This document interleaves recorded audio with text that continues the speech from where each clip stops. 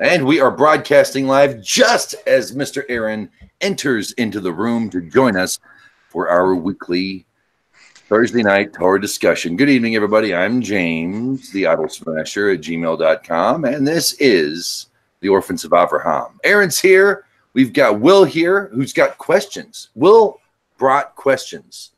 You are a rabbi's dream. Too bad there's not one here to talk to you. I know. Unknown is here. He's got a mic tonight, so we might be able to hear some inflection. And, of course, the man of the hour, the reason why we're all gathered together, Mr. Yochanan over there in the great nation state of Portugal. Shabbat Shalom. Okay, I'll continue with the introduction. I read the wrong parsha this week, apparently.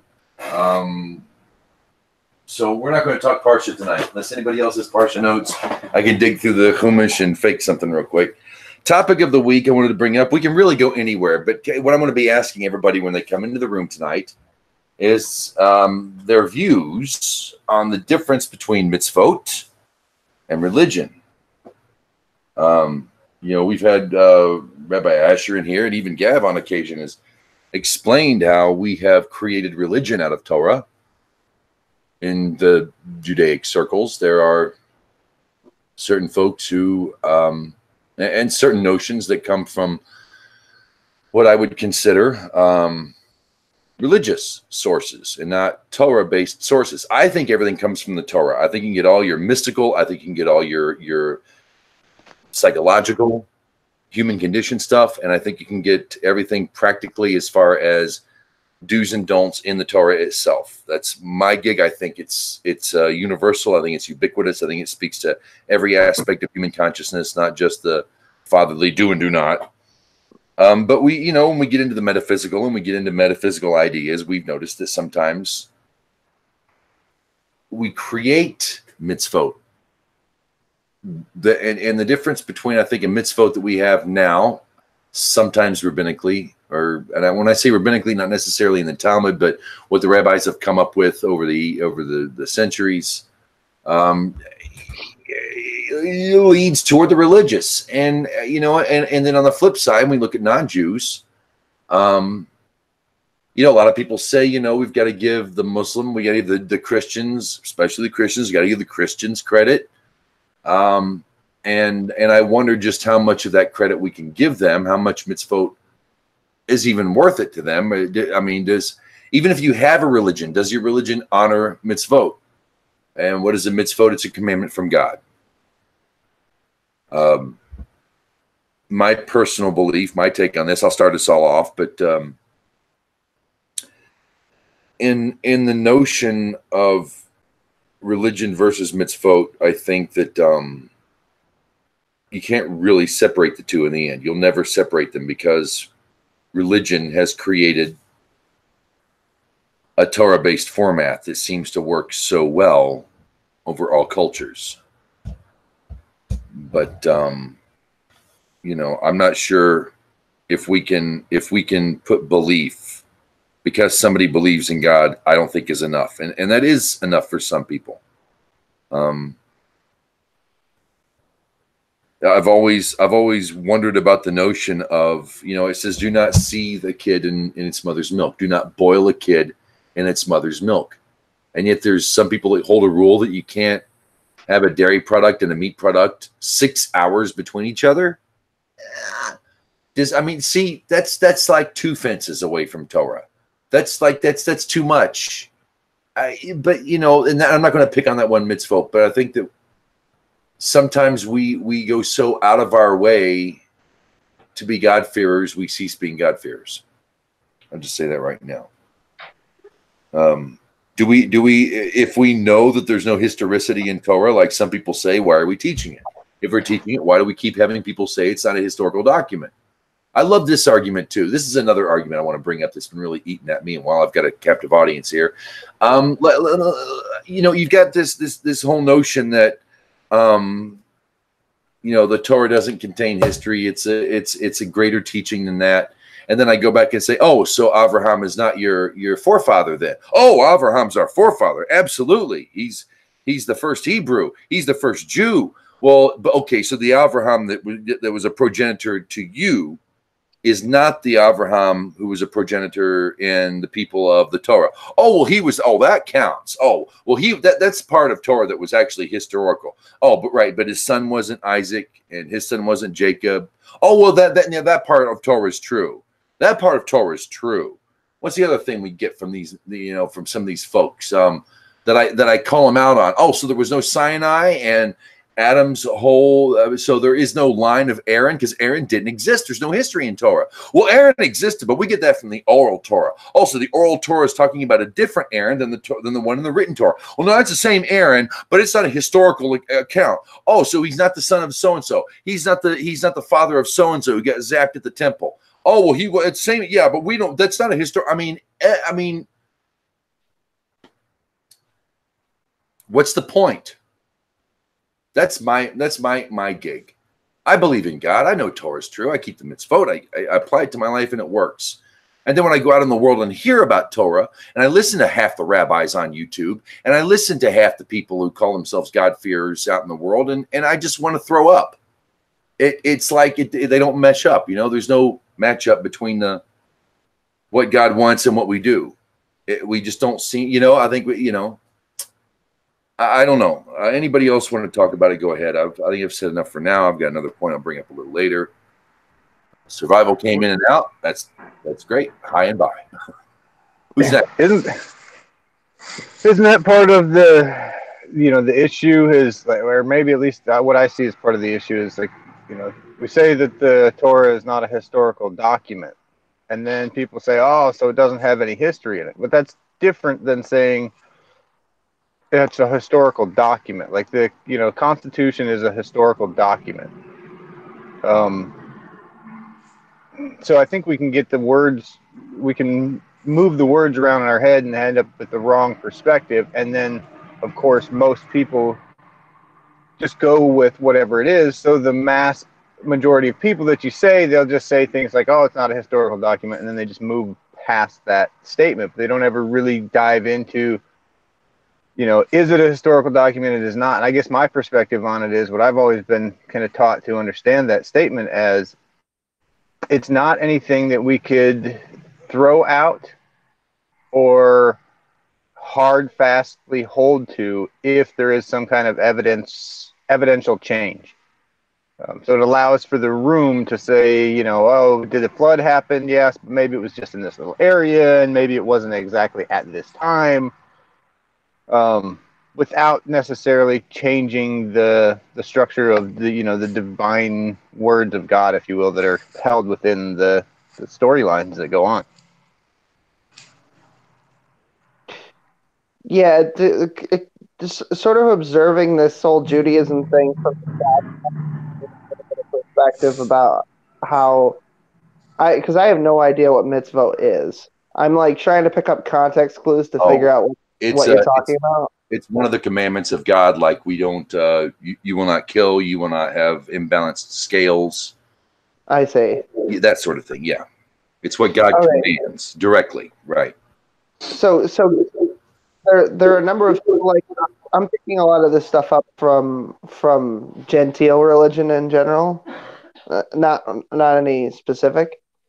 But what it seems like to me is that that God says a thing that you shouldn't do this, and the consequence doesn't necessarily come from the right hand of God himself, like you cast a thunderbolt or whatever. It's if you do this, then bad things will happen because this behavior inherently causes this other thing. Like, for example, if you're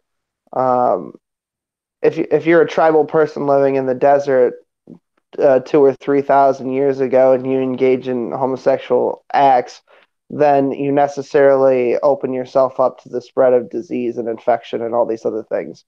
Or like I know a little bit about dietary restrictions. Like, for example, pork is laden with worms that obviously they're parasites that lead to all kinds of horrible things, including but not limited to death.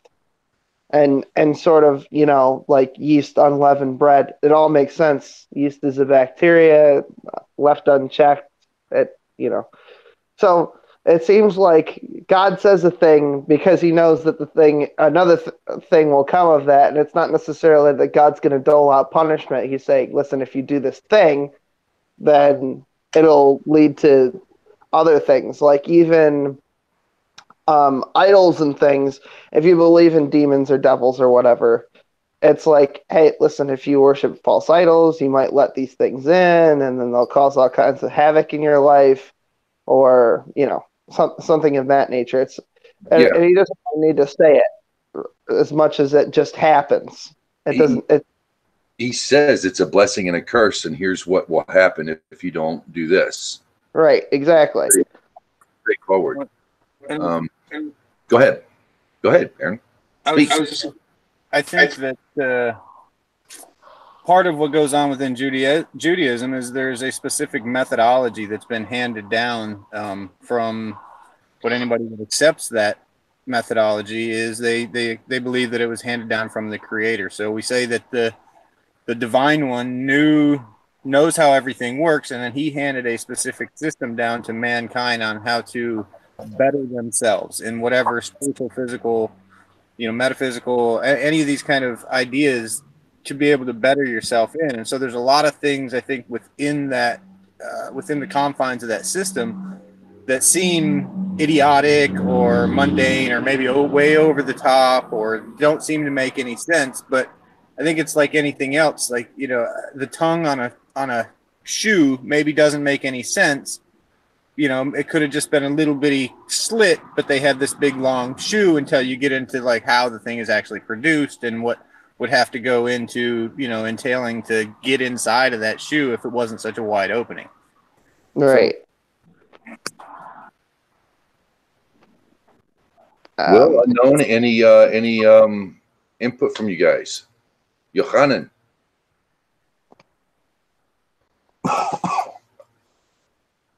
I do have a lot of questions tonight. Well, so. you know, Will, give us a question. Give us a good one. Give us a good one. Give us one that's gonna. I'm extremely layman. Everything I know about Judaism is either secondhand from somebody who knows a Jew, or things that I've picked up in pop culture and stuff like that. Let me tell you something, Will. I gotta be honest with you. Some of my best friends are Jewish, so you got the right guy. Okay. Me too. Me too. Okay, so my first question is: I've heard about this book of life, book of death thing. What? According to Judaism, what is? I have so many questions about the afterlife and death as it relates to Judaism. What is this all about? Isn't that a specific New Testament? You know, the Christian doctrine that says the book, I can't think, is this place in Torah that it's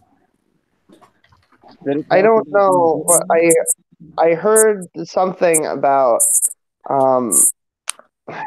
a kid who goes to, this is a pop culture thing that I heard, so maybe it's wrong. Right.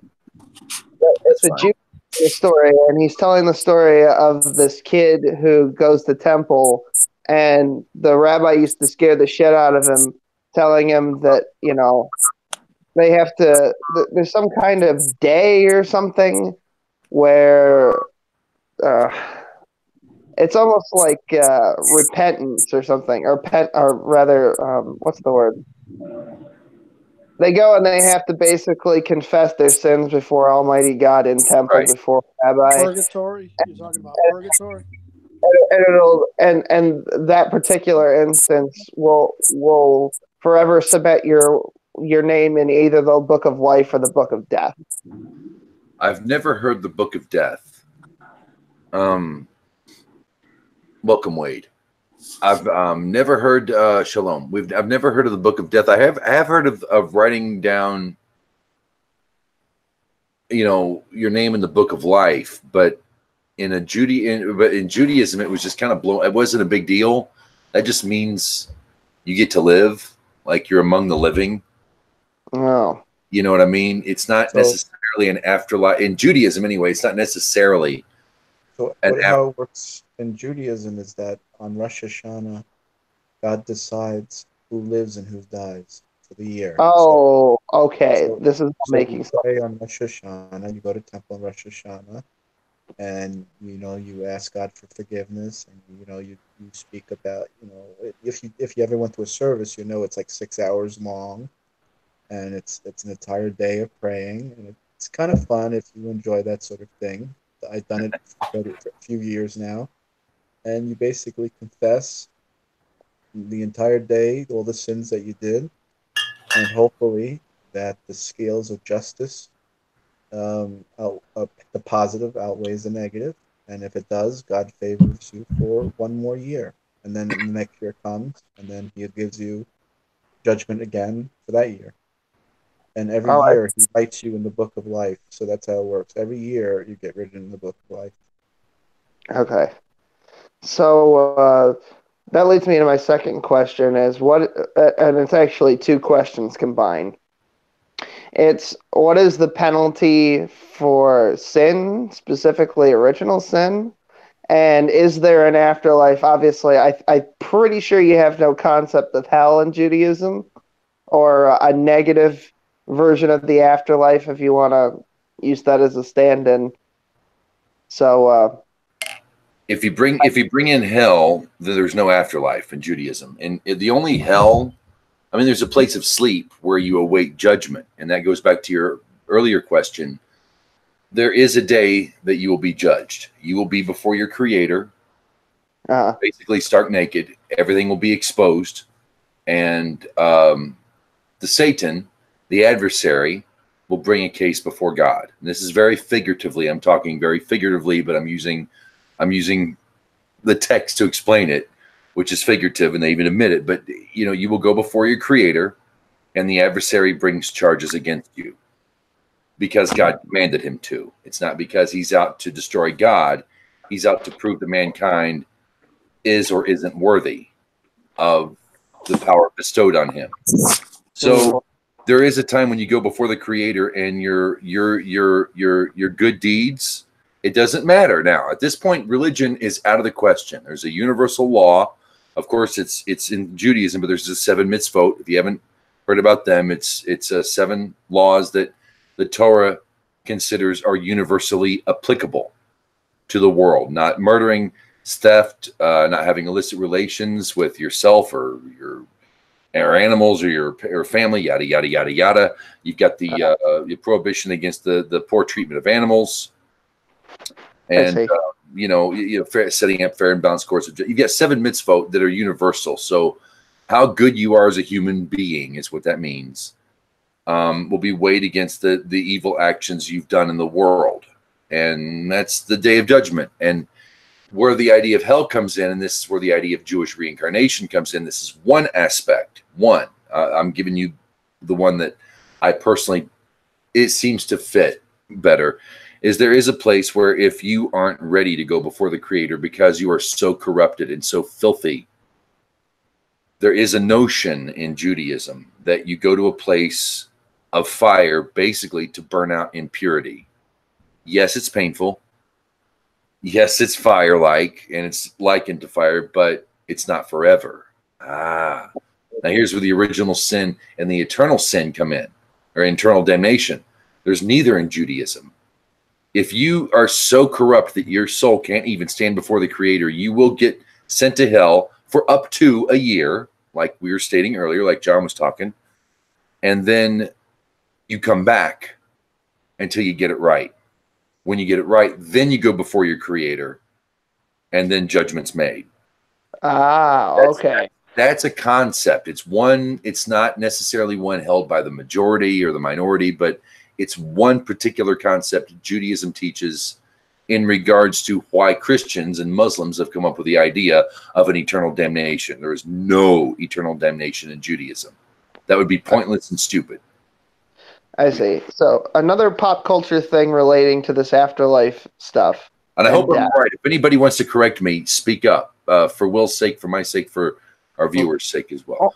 Only thing I would add is that these ideas of heaven, hell, or the afterlife, resurrection, all of these ideas are spoken about outside of the Torah and almost completely outside of the Tanakh. That these are ideas that are elaborated on within the other religious books, the Talmud and things like that, where they delve into what these things possibly could mean. Mm-hmm. Mm-hmm. Okay, so my other question is Sheol, and what is that like? What is it, and what is it like? Sheol. So that comes out of the Christian Bible again, with the idea of this place that you go to. And I think in Judaism there really isn't, like, at least I haven't heard of anything of where there is a place where you just kind of linger around waiting for something. When somebody dies, you pray for 11 months, or you mourn for 11 months. If you're, God forbid, your wife dies, you would mourn for 11 months, and then you move on. So there's a concept that, like, as soon as you dead, you go into either another form of either you're either being reincarnated, or you are going through this process that purifies you to become one with the Creator again. Oh, I see. So basically, there's no concept of heaven. All you do is reunite with the thing that you were once a part of. Is that about right?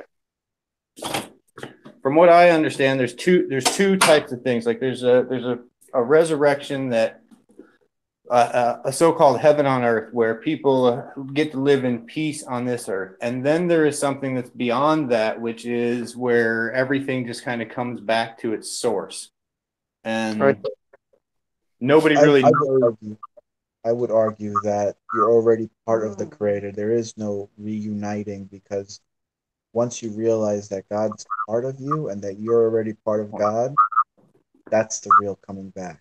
That's the real Yeah, reuniting. I read something about that in the book. That the kingdom of God is within man, something like that.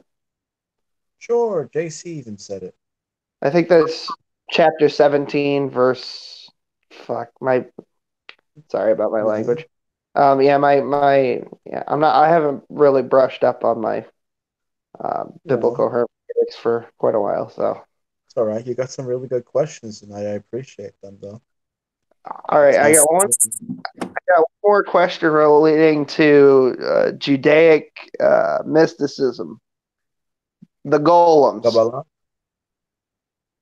Okay. Uh, are they just called golems? What's the full lore? Because that's the thing that proliferates in pop culture. Again, everything I know about Judaism comes from either secondhand stories, or it comes from pop culture. So, and the golem is one that proliferates frequently.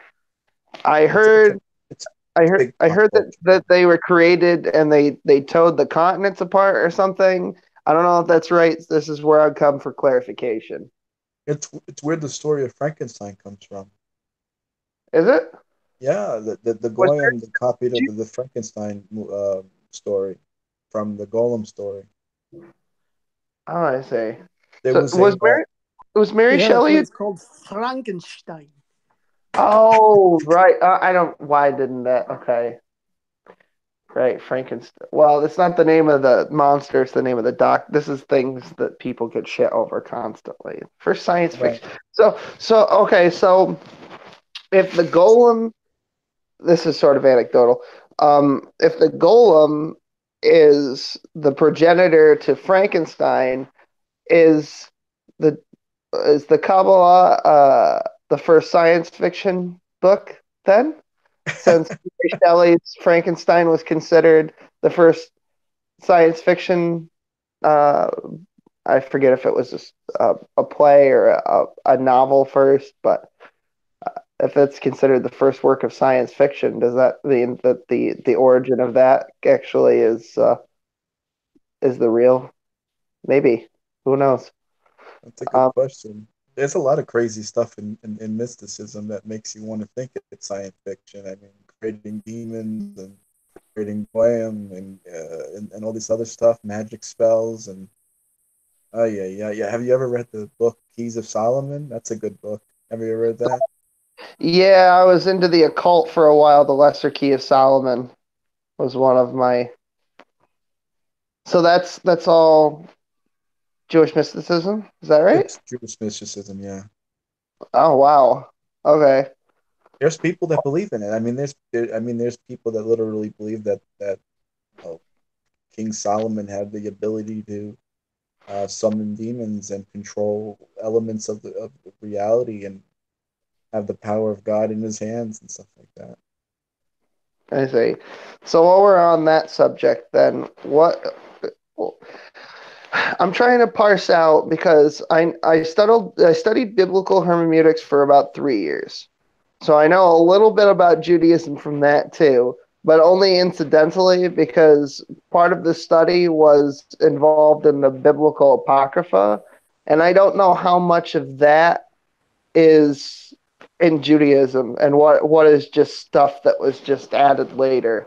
Because I was told by Brett Keane and others, and G-Man and a number of other people that stuff is all questionable authorship, so that's why it was removed by King James in, what was it, the 17th century or something like that. Maybe it was the 13th. I always forget this stuff. Again, it's been a while. But Judaism is real good on letting you know upfront what's official, what's source material, and what's not. Right. While you're going to get rabbis that will go all over the place at times, you could almost say anything not out of Torah is apocrypha to some extent. It's not. There's the Torah and there's the prophets whose purpose is to lead Israel back to Torah. And then there are the writings that teach Torah in another way, like Job. Not supposed to be a historical account, although it is an historical figure. It's not prophecy. When you look at it, the Psalms are not prophecy, but they're so well put together and teach Torah in good ways, in lasting, true, tested ways. That's what you get with the writings. But really, when it comes to apocrypha, you got to study Torah. It really all comes down to the 5 books of Moses. It comes down to the written Torah, the oral Torah that relates to it. And that's really all you need. Everything else is supplemental. You will need supplemental stuff. It's written for a good reason. It's going to help you understand Torah better, but it really all comes down to Torah. And that's the source material in Judaism that they have. I don't think Christians have. I don't even think the Muslims have it in comparison to Judaism. Certainly the Christian stuff. So that's I had a specific book of the Bible that was removed and added to the biblical apocrypha that I'm wondering if it persists anywhere in Judaism. It's the Book of Enoch, with the Grigori and the Nephilim and all the Watcher shit and all that Right. Good stuff. It was apocrypha at the time of Christ. It was, and here's the thing: after when the temple fell in Rome, nobody had time. I hate to say it like this, but it's a matter of survival.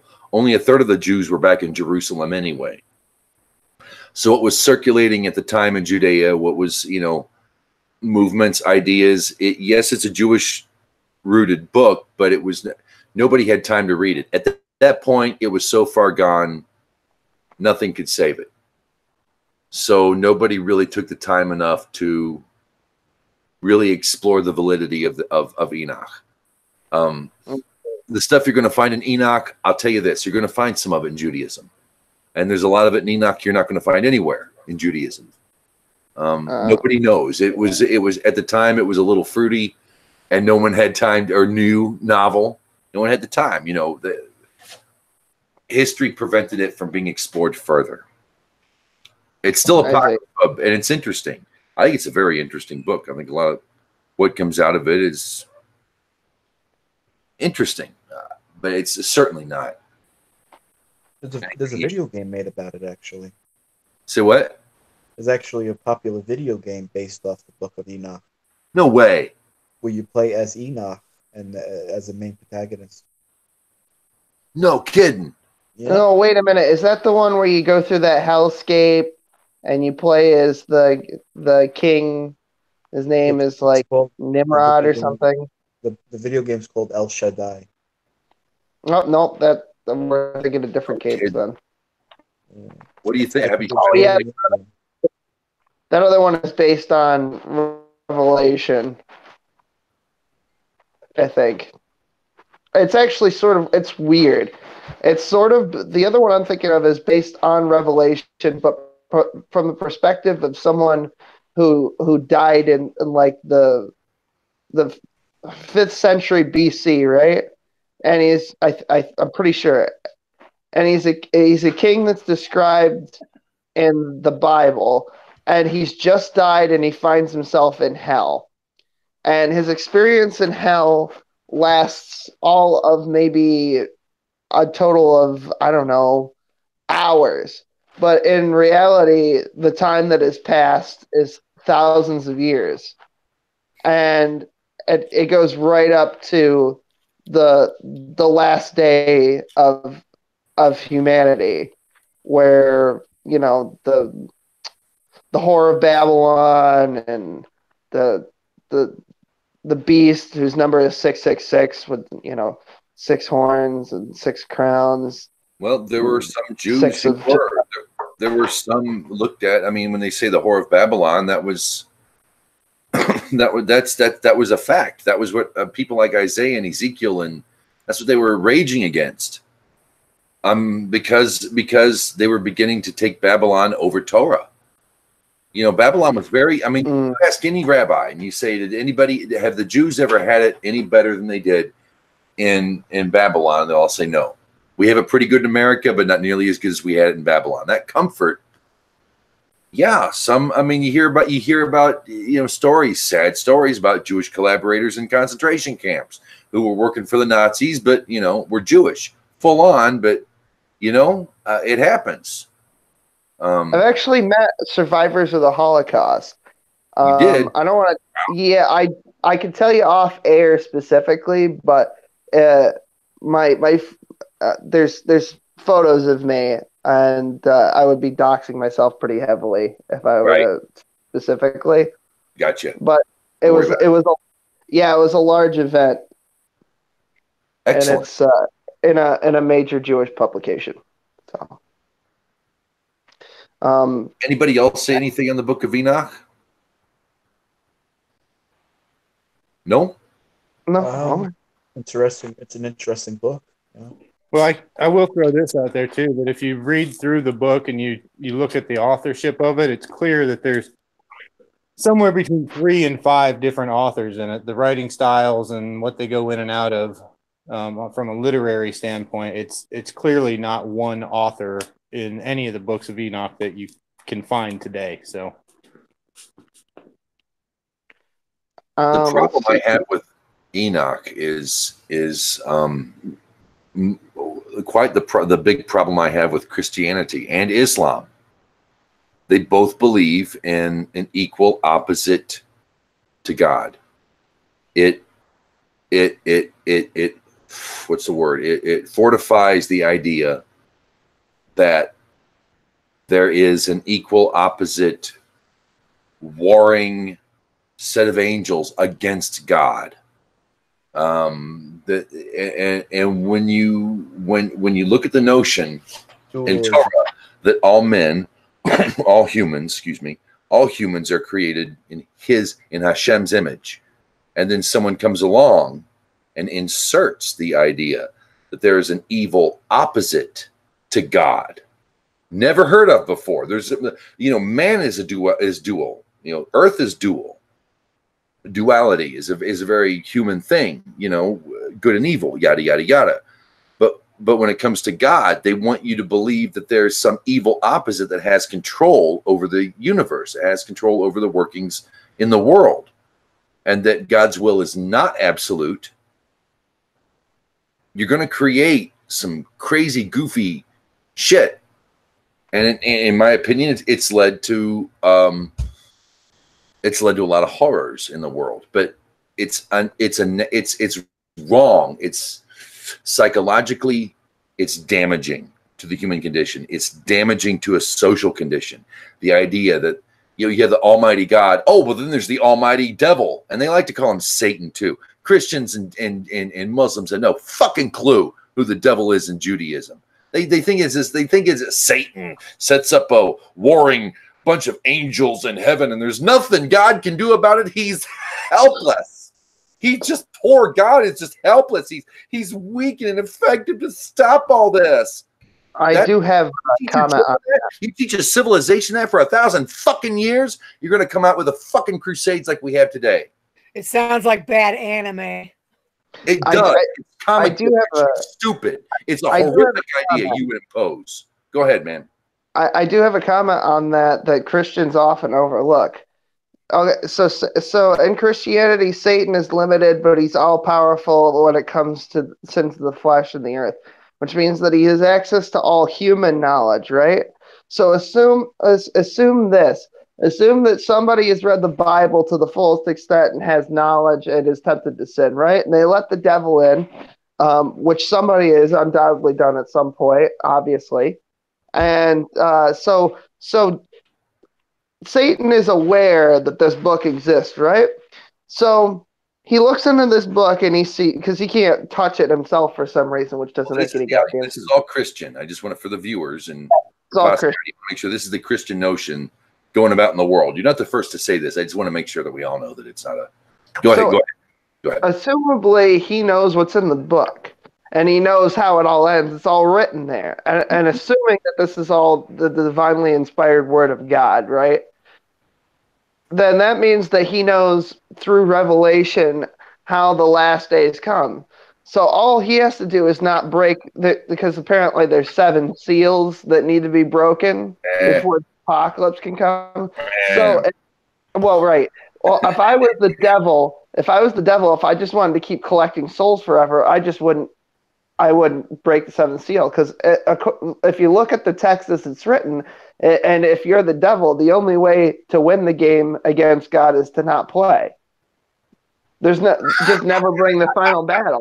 No, seriously, just never break the final seal and just collect souls for all eternity and let humanity get worse and worse, which is exactly what he wants. There's a loophole that God has explicitly written in to the Bible that keeps this whole thing going for all eternity. Yep. The devil is a lot of things, but he's not stupid. There's no devil. That's a Christian invention. All you're talking about is like holy Christian and Roman, half pagan. Even the pagans didn't have notions like this. It's insane. Well, I did mention this to a Christian once, and they said, well, it's God's plan, so God will just make the devil do it.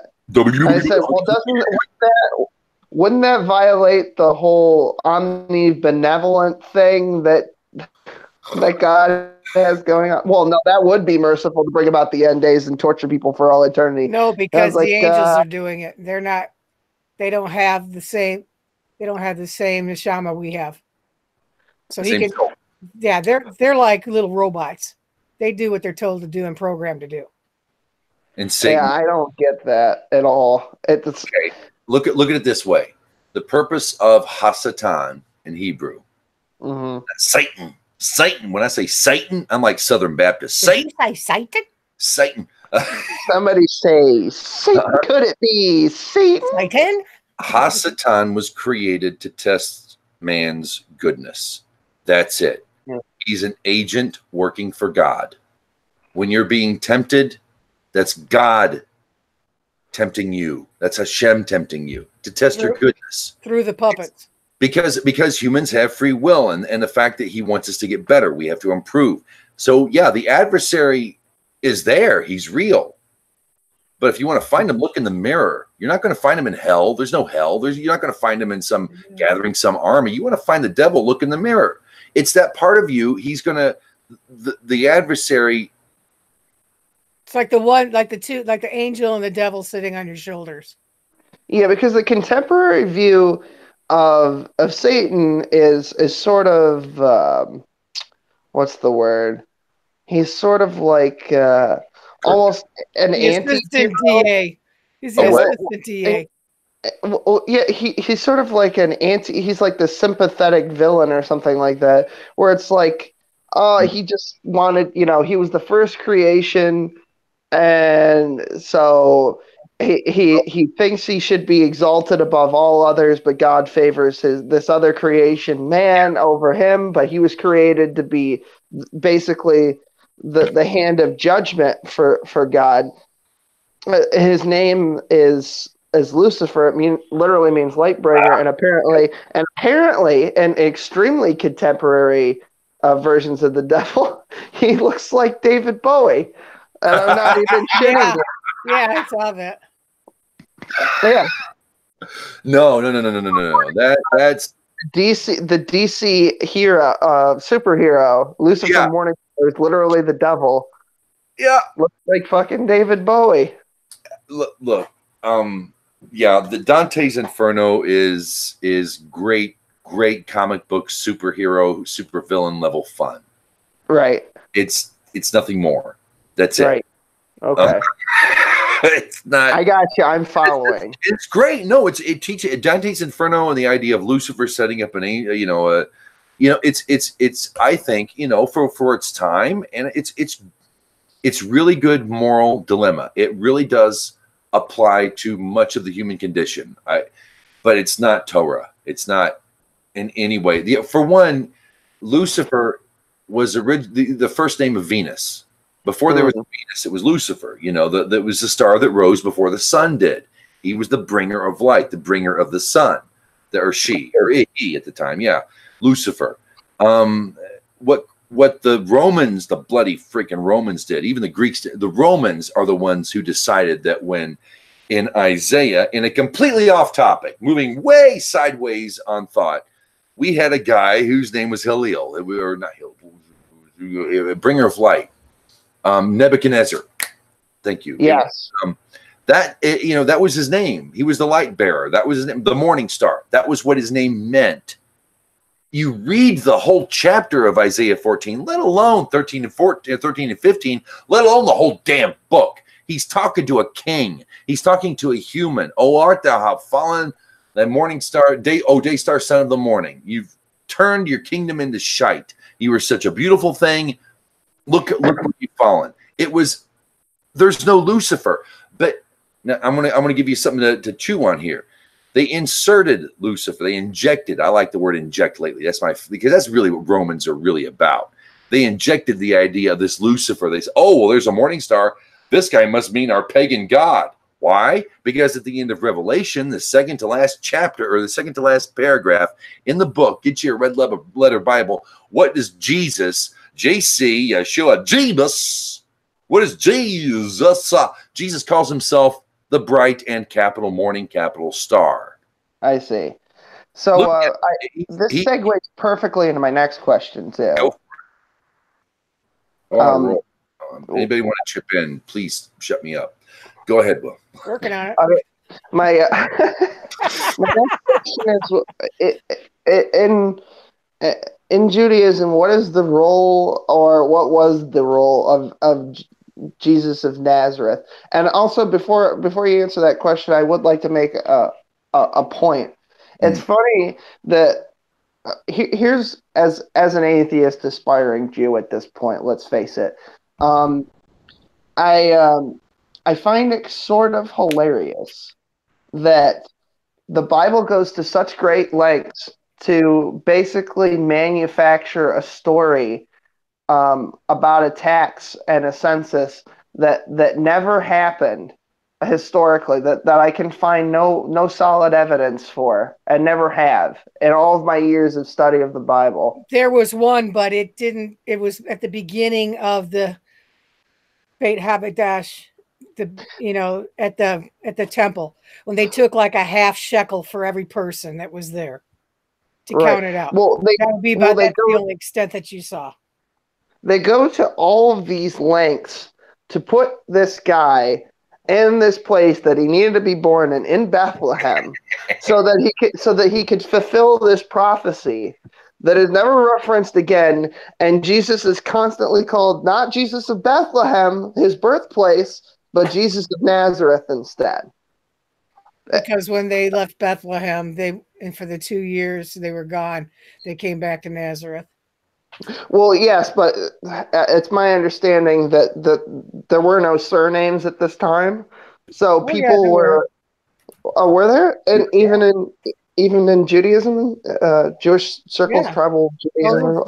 Jesus would be Yeshua ben Miriam of Nazareth, or if you want to get practical, Jesus ben Joseph, ben Yosef. Yeah, Avraham, but Avraham Aveno. And they still because Jesus is just Joe. It's Yeshua. The Anglo name for Yeshua would be Joshua, which is that's right. It's Josh, not Joe. Yeah, it's Josh. Joshua. Yeah. The Judaism's place there were. Here's the thing. It's like finding John Smith of today. Mary was popular name. Miriam, I should say. Yeshua, Joshua, Jesus, popular name at the time. There are a couple accounts of a couple of guys in the Talmud. The one that most likely everyone pretty much agrees with, or most likely there was a revolutionary who said, what are you doing? You need to separate Rome from yourself. A guy who said the Romans, he was a revolutionary. And he got stoned. And then it was. I mean, the Romans came to. If you read what you might call Christian apocrypha, or the Gospels that we found in the Dead Sea Scrolls that were blotted out of Roman history, it was Jesus who said, "Look, I have to take this brunt. The Romans are going to, if they don't take me, they're going to take all of you. So I need you to bring me to Rome, because if they don't take me, they're going to come here and kill everybody. These people have families. My followers are good people. They don't deserve this from Rome. We're trying to separate Rome." You look at Jesus' arguments with the Sanhedrin. It was brilliant. His approach to Sabbath, honestly, was a great argument. But he was like a lot of other people trying to pull everybody back to Torah. I think he wasn't the only one who was against Rome and pro. What have you done? You've let Rome overrun us. Our temple was erected on. As a tribute to a pagan god. What are we doing here? We're, and he knew it was coming down. He read Micah. He wasn't stupid. He knew it was going to come to an end. And he said, people, that's why the whole thing, Peter, what do we do without offerings? How do we pray? And Jesus gives him what we call our Father. Funny that Jesus would tell everybody pray to one God. Isn't that interesting that Jesus tells everybody to pray to one God, and yet they continually pray to at least two, maybe three, Jesus and the Holy Spirit, or whatever, our Father. That's because he knew it was coming down. Everybody knew it. It was just a matter of time. Well, the Council of Nicaea made the rulings on the Holy Spirit, God, and AC. Yeah, really good book. A really good book to read if you can find it. I think it's out of print. Jesus the Pharisee. I think it's by Haim Maccabee or something like that, Maccabee. But that's a really, really good book that illustrates, a lot of the stuff that Jesus says in the New Testament, how Jewish it really is, and that he was probably a Pharisee, if anything, if he existed. Thank you. I see. Well, I'm pretty sure he did exist, and here's why. Because if you were writing a fictional story about a fictional character, right, and he needed to be in a place at a time, why wouldn't you just have him be there? Why would you make up excuses for why he was there in the first place? Like to be born under this prophecy and King David's line and all this stuff. Why wouldn't you just write it that way?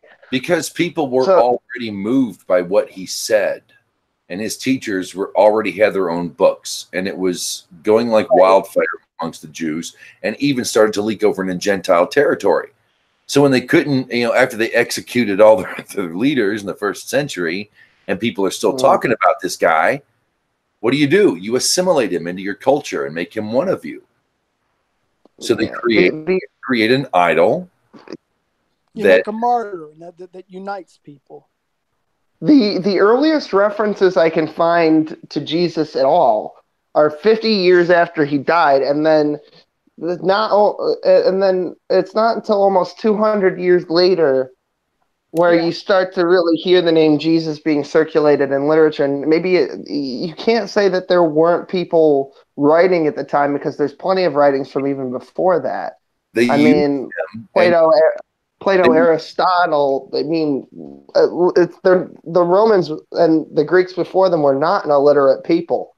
So and by all means, no, they were not. They were rather. So why does it take somewhere between 50 and 200 years before Jesus is even started to be mentioned?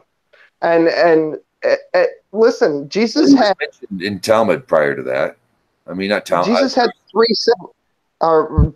Jesus had three siblings: James, Jude, and Simon. Yeah, nobody cares.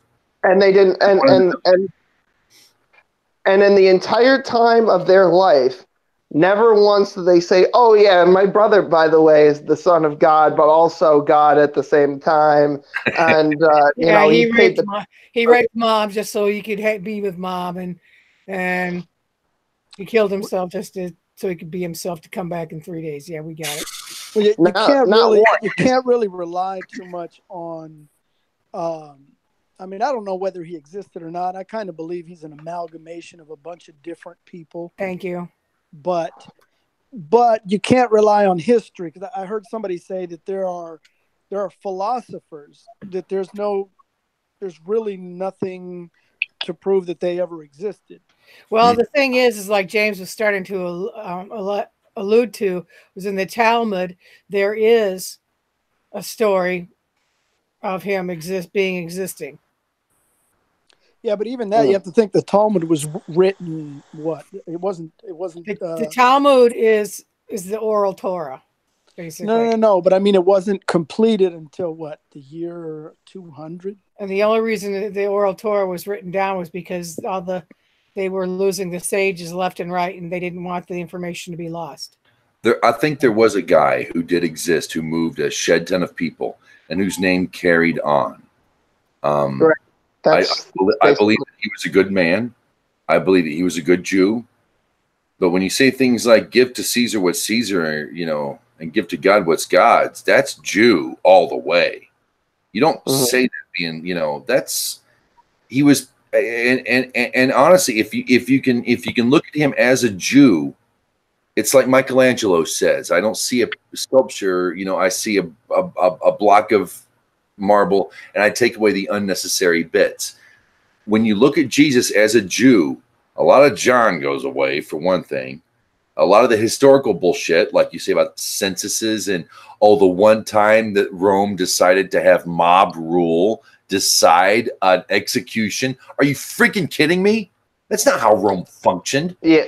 On the note of the veracity of the account of the life of Jesus, there's a lot of stuff that was just taken out completely. Like, there was this one time, not a lot of people know this because people don't read the shit, but in the biblical apocrypha, that Jesus, on his way to some dinner party, or possibly the wedding where he turned water into wine and whatnot, he tamed a dragon in a cave. So apparently Jesus Christ is also fucking Dovahkiin. Now that is absolute nonsense. The two-tailed Leviathan. Hey, that is absolute nonsense to Christians. Absolute nonsense. But there, in the Bible, there are three separate accounts of the resurrection of Christ that contradict themselves at every turn. Yep. Three separate accounts, all published, all considered canon. But the one time Jesus tamed the dragon, that's nonsense. But all the bullshit about how many people were there. Well, there was one woman who saw him, but she was too afraid, so she didn't tell anyone. Well, how the fuck did you write any of this down if she didn't tell anybody? How do you know that she didn't tell? Doesn't make any sense. And I was like, there was 3 women. Oh no, there was 1 man. And how many angels were in the cave? Well, there were no angels. Well, there was 1 angel. Well, there was 3 angels, and what's the likelihood? Jesus woke up. Seraphim and a chorus of cherubim, right? So it's like, okay, but that's all canon. That's all good. There are no contradictions in the Bible. But the dragon, that's absolute slander, No, sir. that's not slander. It was a kimono. It was a big fat iguana that got in his way, and he fed him some bacon. Okay. I see, yes. Let me tell you who Jesus was. Jesus was Elvis. Everybody loved him. He was a normal guy. He had fame thrust upon him. He had 12 guys around him who do whatever he say. He was Elvis, man. He was Elvis in Roman Judaism, in Roman Judea. It's what he was, and it moved people, and they've created legends and many things about this man. Are you saying that not the Bernie Sanders were good? Hey, Elvis ain't no Bernie Sanders, baby. Go ahead. Are you seriously insinuating that maybe Thomas was onto something? Yes. Maybe he did need to fist his gash. Maybe that's really what was necessary. Notice that only one book talks about the fifth wound. Mm-hmm. Now that would make all the difference in the world. See, Jesus was, in my opinion, I think the Romans found Jesus to be a great personification of Israel in the great teaching that was the Bible. It lasted through the Greeks. It's lasted this long. People loved it when the word got out to Gentiles. They loved it, and Jews were already settling in Europe. So if you're about to conquer this area, particularly the Brits, you're going to need to come up with something that can relate to them. Well, they already kicked out the Jews, or what was left of them, I should say, and they went north. So you need something. So I really think that what they did with Jesus, or Jeebus, because I want to separate the idol from the man. Mm-hmm. What they did with Jeebus was make him the personification of Jews. The whole census bit with Pharaoh, the whole, and no matter how we kill him, he keeps coming back. And when you look at it in the long run, what Roman did was set up an idol, a goddamned idol, and I say that with all conviction, of a dead dude on a stick, and you bow to that. They made him bow to it and say that is your God. If there's any bigger laugh or rib you could give the Jews in 1st century, 5th century Europe, that would be it. Oh, here's your God. We strung him up. Right. But there's one thing that they forgot to do, too. If it was actually done Hebrew-wise, they would have taken that cross out and buried that as well. So there wouldn't be any cross at all. That's right. Right. There's a series of things. If he didn't die, it would be like Avraham. It would be like, I gave my only son, and God said, take an animal instead. And Jesus put himself on the cross, and God said, that's enough. And pulls him down. Right. There was a thief that was let go instead. Barbarous. Barbarous. I thought it was Barbas. Barbas. Barabbas. Well, here's the thing. I remember a lot about Christianity because I play Skyrim a lot. Now I know that sounds fucking ridiculous. I don't know. I don't know what that is. But the parallels are weird. There's a lot of references to Christianity and other religions, especially Judaism, which is how I know a lot. What I know about Judaism, I know through Skyrim, which sounds really preposterous. But it was written in there on purpose because apparently when Todd Howard first produced the first Elder Scrolls game, there were a number of Jews that were involved in lore and story building. So they were just like, yeah. So was Superman. So hey. Well, I know Barbas because from Christianity, because Barbas is the dog of Clavicus Vile, who is the Prince of Deals. I think that's his daydream. Sort of, yeah. It's weird. Skyrim is literally the Christ story. The whole thing, front to back, it's the Christ mythology. Because it's a pagan notion. It's a pagan notion. They tried to inject a Jewish thing to it, and but really in the end, it's bullshit. Here's the story. Barabbas. A lot of people, maybe some people in this room know it, but Barabbas's name was Jesus. His name was in one of the books. It's recorded. His name was Jesus Bar Abbas. Jesus Bar Abba. The S is a Latin extension. But it's just I thought Jesus that Bar Abba, Jesus, son of the Father. the way I read it is that the guy they let go, well, his name was also Jesus, but because they wanted to just the people who wrote the first official draft of the Bible, borrowing from obviously Judaic tradition. What they did was they wanted to differentiate Jesus from everyone else. So instead of calling him by his Anglo name, they called him Jesus, which obviously would have differed from Yeshua and Joshua, the two names that would have stuck better. So instead of calling the thief Jesus, they called him Barabbas or Barbas or whatever the son of a bitch. Jesus I was always a common It's Yeah, Latin. well, it's so like Simon Bar Jonah. It's Aramaic rather. Yeah, So, because the Romans didn't have a J sound. all they had was the all they said, like his It would name be was a lie. probably Yeah. Yehoshua Bar Abba. Bar Mm. meaning son of, because bar is Aramaic, like a bar mitzvah or whatever. Right. That's probably what his name was. Anyway, back to my quick anecdote about how Skyrim is the story of the fall of Rome, and it has all this Christ stuff. Okay, This is a game, right? This is a game you could play online right now, right? not online. You can go pick it up. You can get it for like probably $10 if you want just the base game. All right. $20 if you want for like PS4 or something like that. But it comes with all the good bits. Anyway, What's the name of it? it's Skyrim. Skyrim. Elder Scrolls. Yep, Elder Scrolls 5, or is it 5? Elder Scrolls 5 Skyrim, yeah. Anyway, so there's this whole pantheon of gods that exists in the lore of this universe, but for the sake of this argument, we're going to ignore all of that and how all that works because we could spend a day on that, honestly. So there is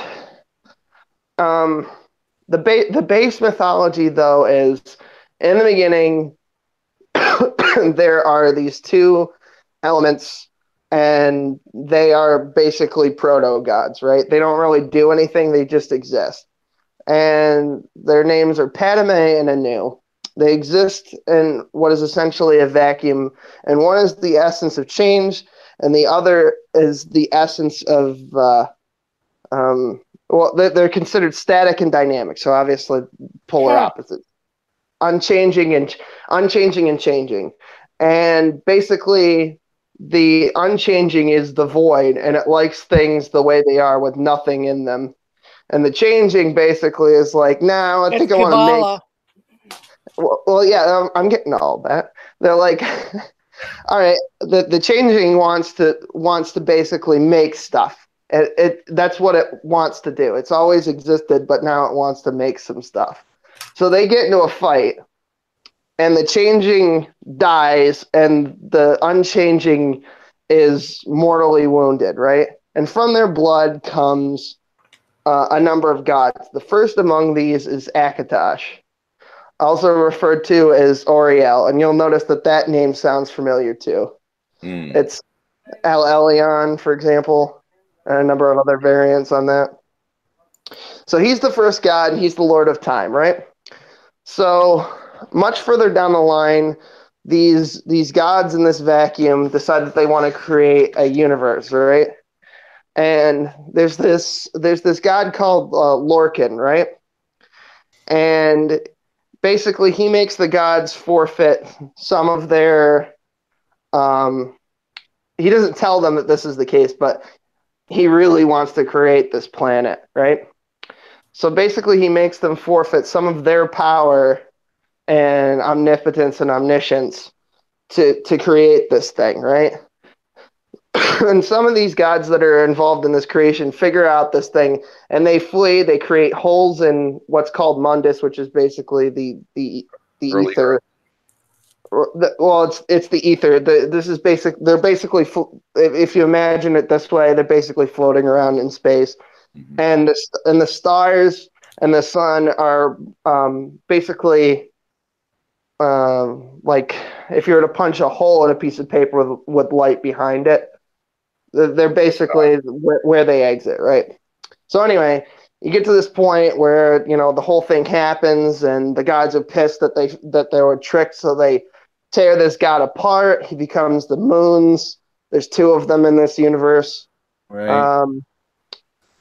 And creation happens. Move this along. I want to say, move this along. We're getting. I know. I'm getting there. All right. All right. So the first thing he creates is this. The Akatosh creates the first god is this dragon, right? Right. And he's the stand-in for the devil. Ah. All right. Because he's time and whatever, and he likes to kill humans because they're all about domination. That's the whole point of the dragons, right? And they can talk, speak things into existence and whatnot. And there's this other god who got eaten by a demon and shit out. So the pantheon is missing one, right? So this guy is born. His name is Tiber Septim. He has the voice of the dragons. He's able to kill dragons, otherwise unable to kill. So he's basically the only person who's capable of killing the stand-in for the devil. And after he was born a man, and then he becomes a god like Jesus, and he dies, and then worship of him is outlawed in this game Skyrim. And yeah, that's the short version. I know I go on long diatribes, but a couple things I could relate just to bring us back to Torah on that. One, there is a legend that, and actually when you look at the Torah and the wording in the Garden of Eden, the serpent was upright, intelligent, cunning, and able to communicate with humans. Right.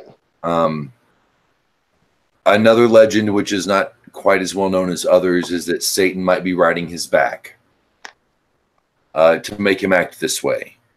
I don't believe this is not supported anywhere in the text ever that the adversary had anything to do, but it is said that the adversary was created at the end of day 6, which is where the pagan mythology would say early on. In Judaism, you'll see in Genesis it said once man was created, all the creation of the 6th day was very good. It wasn't just good. The separation of waters was good. The separation of land and sea was good. Yada yada yada. Light was good. But when you get to man, after man was created, God said it was very good. And because of that because of the added, I don't know what to say, both, to make it grander, to say very, the reason why that would be in the Torah is because there was something opposite created. That's when man was created after man. Or that's when the devil, Satan, if you will, was created after man.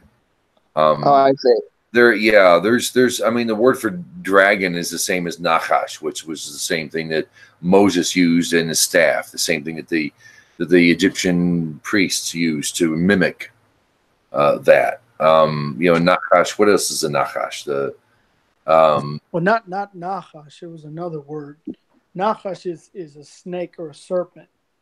Where Aaron used it starts with a tav, I think, or with a tet. I can't have to look it up, but it's in Genesis when it mentions the big whale or whatever, the big sea giants. That's right. Yeah, I'm already seeing a lot of parallels that I didn't draw, because there's a staff that. Okay, so basically the sky above you in the game is literally sort of like magic water, and that there is a vault separating the two. That's why dragons can fly, but humans can't, or mortal kind, I guess, in that game can't. And there's a staff that allows you to traverse that area in between by separating the metaphorical and metaphysical waters. That's interesting. I didn't think of that. You could also look at that we found that plasma functions like a liquid or fluid. It's proven. You know, the water's above, the water's below. Well, you look up in the sky, and everything you see is made of fluidic, or everything is a fluidic nature. But nebula, the sun, you know, it's a very fluid. There are differences in fluidity. Welcome, Carla. Hi. Hi, Carla. I think one of the things to point out too is that, like, you know, well, Judaism is what, you know, some of us hold to as the only truth, is however you want to take that word. But there is a bunch of, if you go back through, like, you know, the pagan mythology and the gods and all these different lore and all this stuff, whether it be Norse deities or Greek, or, you know, further back that you go, all of this same information, you can find a lot of the same stories with just kind of different words within exterior works surrounding Judaism, whether it be Kabbalah or whether it's, you know, some of the midrashim that come along, the stories that come along with it, that have very similar stories, a lot of similar tales. There's a lot of parallels that can be drawn between this old religion and other now dead old religions. And midrash, when he says midrashim would be plural, midrash is one. That's literally folklore in Judaism. These are the tales that teach Torah on a level that cannot be literally explained. You might even call them fables to some extent. I believe Job is a fable, explaining the human condition and how it relates to one's relationship to the Creator. They're folklore. So there is folklore in Judaism, is what I'm wanting to point out when he says that. Go ahead, man. I mean to interrupt. I gotta be technical and split hairs. I learned that from rabbis over the years. No, it's a good point. I mean, that's a good point, because it's that's where a lot of people ran with it. I mean, we don't like to think that a lot of Christianity came from Judaism, but it did. Well, and people in that day would have ran, you know, I mean, the stories talk about, you know, only 20% left, you know, Egypt, right? I mean, people were entrenched and ingrained. They say, the sages say that the sacrifices, I think it's the Rambam who says that sacrifices were only done for the sake of, you know, basically because that's what the people were used to, and it was to wean them off of their idolatrous practices. Mm-hmm. So it's ingrained in there, but the difference is within Judaism, you say, oh, those are nice stories. I can maybe learn something. I can maybe apply this to my life and be, you know, try to be a better person based on this story, because I can remember it better. Because maybe I'm not a numbers person. Maybe I'm a story person, or, you know, maybe music helps me learn. You know, there's all these different ways to help you learn and grow so that you can become better and do better in the world around you. That these other religions, they focus on trying to prove their unbelievable story as to be correct. And I, at least from what I've noticed, for the most part, Jews aren't trying to prove their stories. They're trying to learn from their stories. Yeah. Another thing I want to point out is that Torah is a tool for the living. It's now. And it's going to go into other areas than just physically not having pork in your menu if you're Jewish. It doesn't count if you're not Jewish. But for the sake of discussion, there's more to Torah than that. But no matter what, the laws, the teachings, everything comes down to Torah for the living, for the now. And that's one of the great distractions of Islam, and one of the great distractions of Christianity, is that they want a carrot. You know what a carrot, when they put a carrot in front of a dog to make, or a horse to make him walk, or the fake bunny on a racetrack that the greyhounds chase. They want to carrot you away from the living. It's all about the afterlife and other things, and the big unknown, and the answerable to questions that you don't ask in your daily life. Is your kid crying? What does your kid need? You know, problems at home, or facing the world outside of your home. And how do we teach our kids to be, you know, they want to carrot you away from that and distract you with notions of otherworldly things, metaphysical things, you might even say. Those teachings are there for the living. And I think that's what separates Judaism from Christianity and Islam. Christianity and Islam depend on the dead. They depend on other things but God for their story to be true, whether it's jinn or Jebus, or just corrupting Torah. They have that's the big divide, is no matter where you go in Judaism, at least it's a practical teaching for the living. The afterlife doesn't matter. If what you believe in the afterlife affects the way you keep Torah, you've got it wrong. If the idea you have of the afterlife helps you keep Torah, helps you keep mitzvot, then we don't frown on it so much. It's not important as to the community as much as it is for you. It comes down to the living. What are we doing now? That's why there's so much Judaism is about law and courts, because that's how you solve evil in the world now. And that's what Torah's really trying to, the base minimum. You won't get that anywhere else in the world. In Christianity, it depends on dead Jews, whether it's Jebus or Mary or whatever. Or whether it's Christianity and Islam, that depends on the devil, an evil opposite to God. They just can't handle. It's tough for pagans to handle the notion that there is one almighty force in the universe controlling everything. I make peace. I create evil. I am the God I am Hashem that does all these things. I am, I make peace. I create evil. You don't need a devil. The fact that you bring a devil in means you aren't getting the message. It's now. And if you want to find the devil, look in the mirror. There's your devil. Now, living. What you can touch, what you can feel. How do we deal with the dirt around us? What do we make of this dirt? What do we make of the things that men have fashioned? What do we make with them? How do we live our lives better to them? All things come from God. All things, your desk, your computer, the people who tell you that God isn't real come from God. It's a big notion to take in, and people don't get it, so they make up bullshit like Satan or the devil or devil's work that was that preceded man and that rebelled from that God just couldn't keep an eye on because God's too stupid to keep track of creation. Yeah. That's government working. That's politics working. That's not Torah. That's not what God's teaching you. That's bullshit. And I'm done. Somebody else take over. I have another question, and I'll segue directly from my last Skyrim diatribe because now the whole thing's come full circle at this point. So a lot of the names of the sort of evil deities in this game come from the Canaanite pantheon. So like Asherah, that's Azura in the game.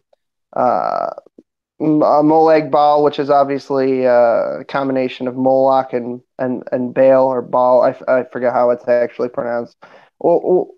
So are in the Torah or the Kabbalah or any of those texts, are these entities actually lesser deities that exist, or like are they spirits, or don't they exist at all?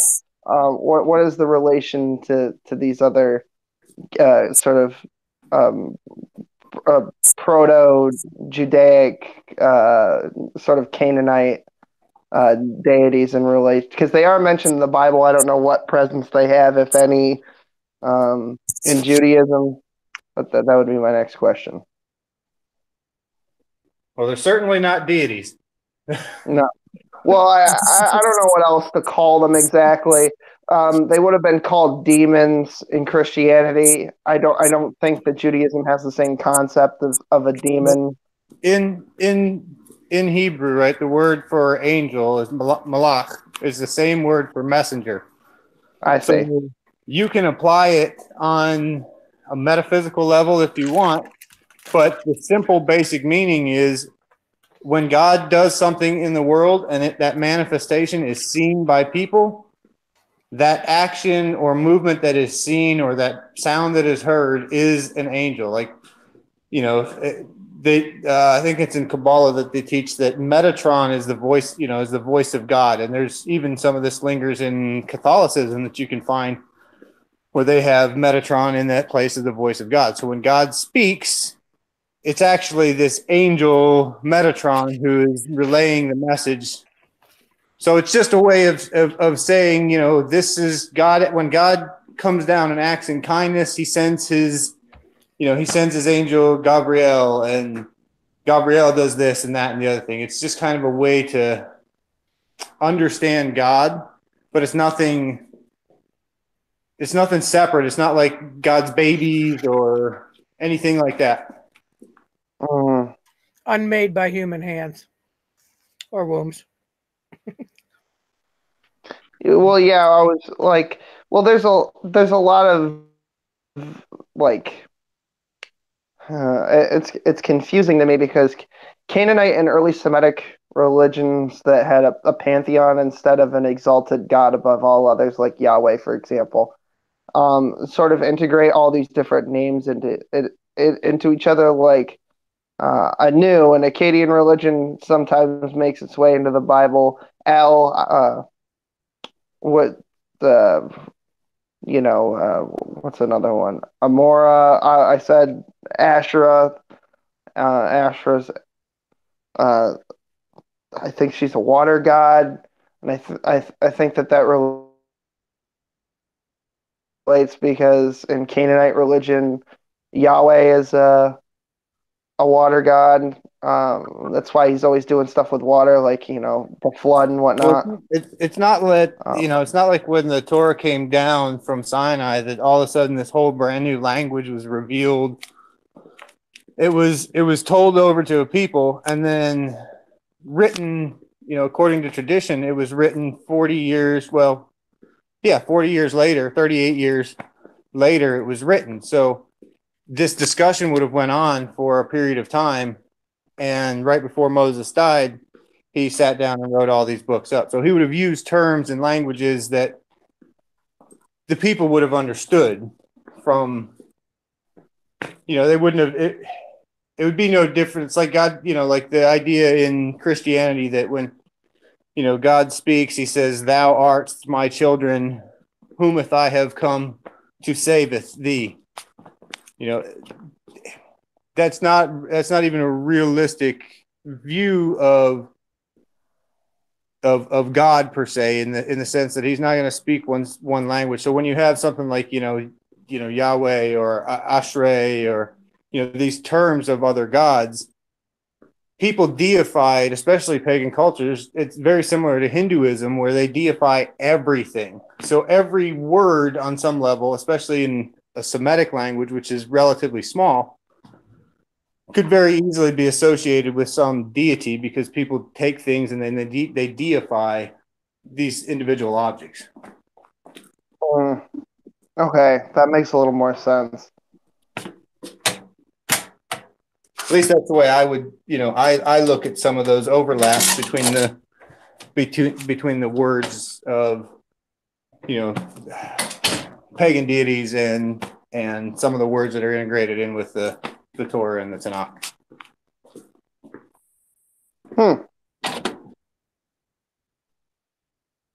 All right, I think that sums up most, if not all, of my questions. If something else comes up that I remember, I'll chime in though.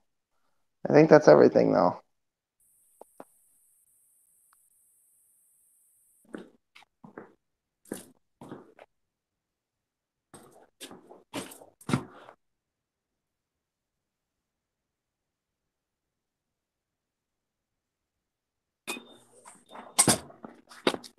Well, I'll add this to it. Go ahead. See, everybody got quiet, and I ran from the bathroom in here to make sure I could. I'm not a big dead air guy. Go ahead, Will. Oh no! Go ahead. Oh no! I was waiting for you to talk. Are there two Wills in here? I have no idea. Yeah. There are. Oh, okay. Now I'm confused. Okay. So I was just gonna add that one of the beautiful things that I have found with Judaism is it allows for an intellectual strain and freedom that's just not available in any of the other religions that are out there, where you can really just find out answers in any way that you want to find them out, and still not deviate away from religious belief. It's not frowned upon to say, well, how can we have evidence that there are, there's tree groupings that are 10,000 years old? I mean, we have fossil records of trees. We have living trees that are 4,000 or 5,000 years old. That next to them, there's a fossilized tree that's 4,000 or 5,000 years old. How do we have this time expanse that goes beyond 6,000 years if we're going to say that, the Earth is 5,779 years old? Ding dong. Right. That would have been my next question too. I forgot. I don't have them all written down. Some of them are just committed to memory. I sort of think about these things during the day. This is Torah jazz, man. We go with the flow. Is the Torah old Earth or young Earth, or is it really open to interpretation? This is one of my favorite topics. I'm going to take it. All right. It's yes, open to interpretation. 2, yes, it's old. What Torah does is separate the calendar of creation from the calendar of man. And that's really all you need to know. And I don't care what religion you come from. You look at the text. These are the generations of heaven and earth on the day God created them. Okay, go have fun. You go fiddle. These are the generations of heaven and earth. Generations, the same word he uses for the generations of Adam, the generations of Adam or of Avraham. Okay, I'm not kidding you here. These are the generations of heaven and earth on the day that God made them. Whatever you want to make out of that, you go right ahead and have fun and tinker. You keep reading. You get to Genesis 4. These are the generations of men. From Adam came Seth, yada, yada, yada. Came Noah, yada, yada. Came, okay. That is the 5,779th year we're on now from that event of Adam. So God gives us twice in Genesis. Mm-hmm. The generations of heaven and earth. These are the and then gives you and then says, and then these are the generations of men. So there are definitely, and then Moses later on, and I believe that Rashi is the one who comments on this and tells us what it's about. Moses is later on in Deuteronomy. If you want to find the fingerprint of God, look at the generations of old. And I'm paraphrasing. Look at the generations of old. No, look at the days of old and the generations of men. If you want to find what God means, consider the days of old and the generations of men. Rashi says that means the days of creation, the 6 days, and the generations of men from Genesis 4 on. So, and here's the clincher, or one of the many clinchers. If you want to look at prior to the first Homo sapien stepping foot on the earth, God didn't say, the Bible doesn't say that God made man on the 6th day. He said, let us make man in our image. Who's to say there aren't other humans, aren't men, aren't evolved or whatever? Upright. I mean, the Talmud talks about upright people who look like us, acted like us, but weren't us. They were what we've discovered as Neanderthals. Well, it's funny. The Jews came up with that shiznat well over 3,000 years ago. So it says that let us make man in our image. Then God begot Adam. So, I mean, one of the clinchers I was mentioning, I'll get back, go anyway. It was the fact that the earth was gaseous before it was solid. It was, the separation of the waters and the earth, the plants coming before sea creatures coming before animals coming before, land animals and man. It follows a general progression we pretty much see in what science tells us today. Pink pie. But this is why they burned Jews back in the old days, because Jews were saying things like, there are spheres out there, and there are more spheres. And then we can go even beyond. The Rambam, I don't know how many levels he went to beyond the earth, acknowledging a grander universe. I I don't mean, know. This is sound sneaky in here. you know, what are you saying, Rosalie? Huh? Were you talking to us? No, I guess you weren't. Anyway, Oh God, I'm sorry. I didn't know my mic was on. there's old Earth. If you want to say old Earth, new Earth, doesn't matter because God gives us 31 sentences for the rest of the universe. Oh my, yeah, that is. And then on, it's all about man. So what is Torah teaching you? Yeah, there's a bigger story. Here's a general idea you can teach to your kids. Now let's get down to business. Right. Try to pack all of the information in the universe into a few sentences that is easily digestible to humans living at the time. Yeah. 3 hairs away from Neanderthal. Right. They're Okay. condensed But it's interesting down. you say that because I read a publication and I forget what science journal it was. It was online anyway, so it's not like it was. I have a physical copy to hand. That proto hominids only die, or not proto hominids, but proto humans, hominid sort of cousins of us, died out. May have died out less than 30,000 years ago. So these things may have been walking around with our ancestors at the time. People were beginning to keep this oral tradition. I mean, the Israelite religion is actually extremely old. If you want to count, Yeah. the early Canaanites and stuff, it dates back to the days of Samaria. Sorry, I mean, When you're looking at archaeological evidence, I mean, I should clarify because I know, people are going to give me shit if I don't get my facts right here. So, well, nobody else survived. Okay, right. there's Druze, there's Samaritans still, but even Israel predates them. 5 empires. Right.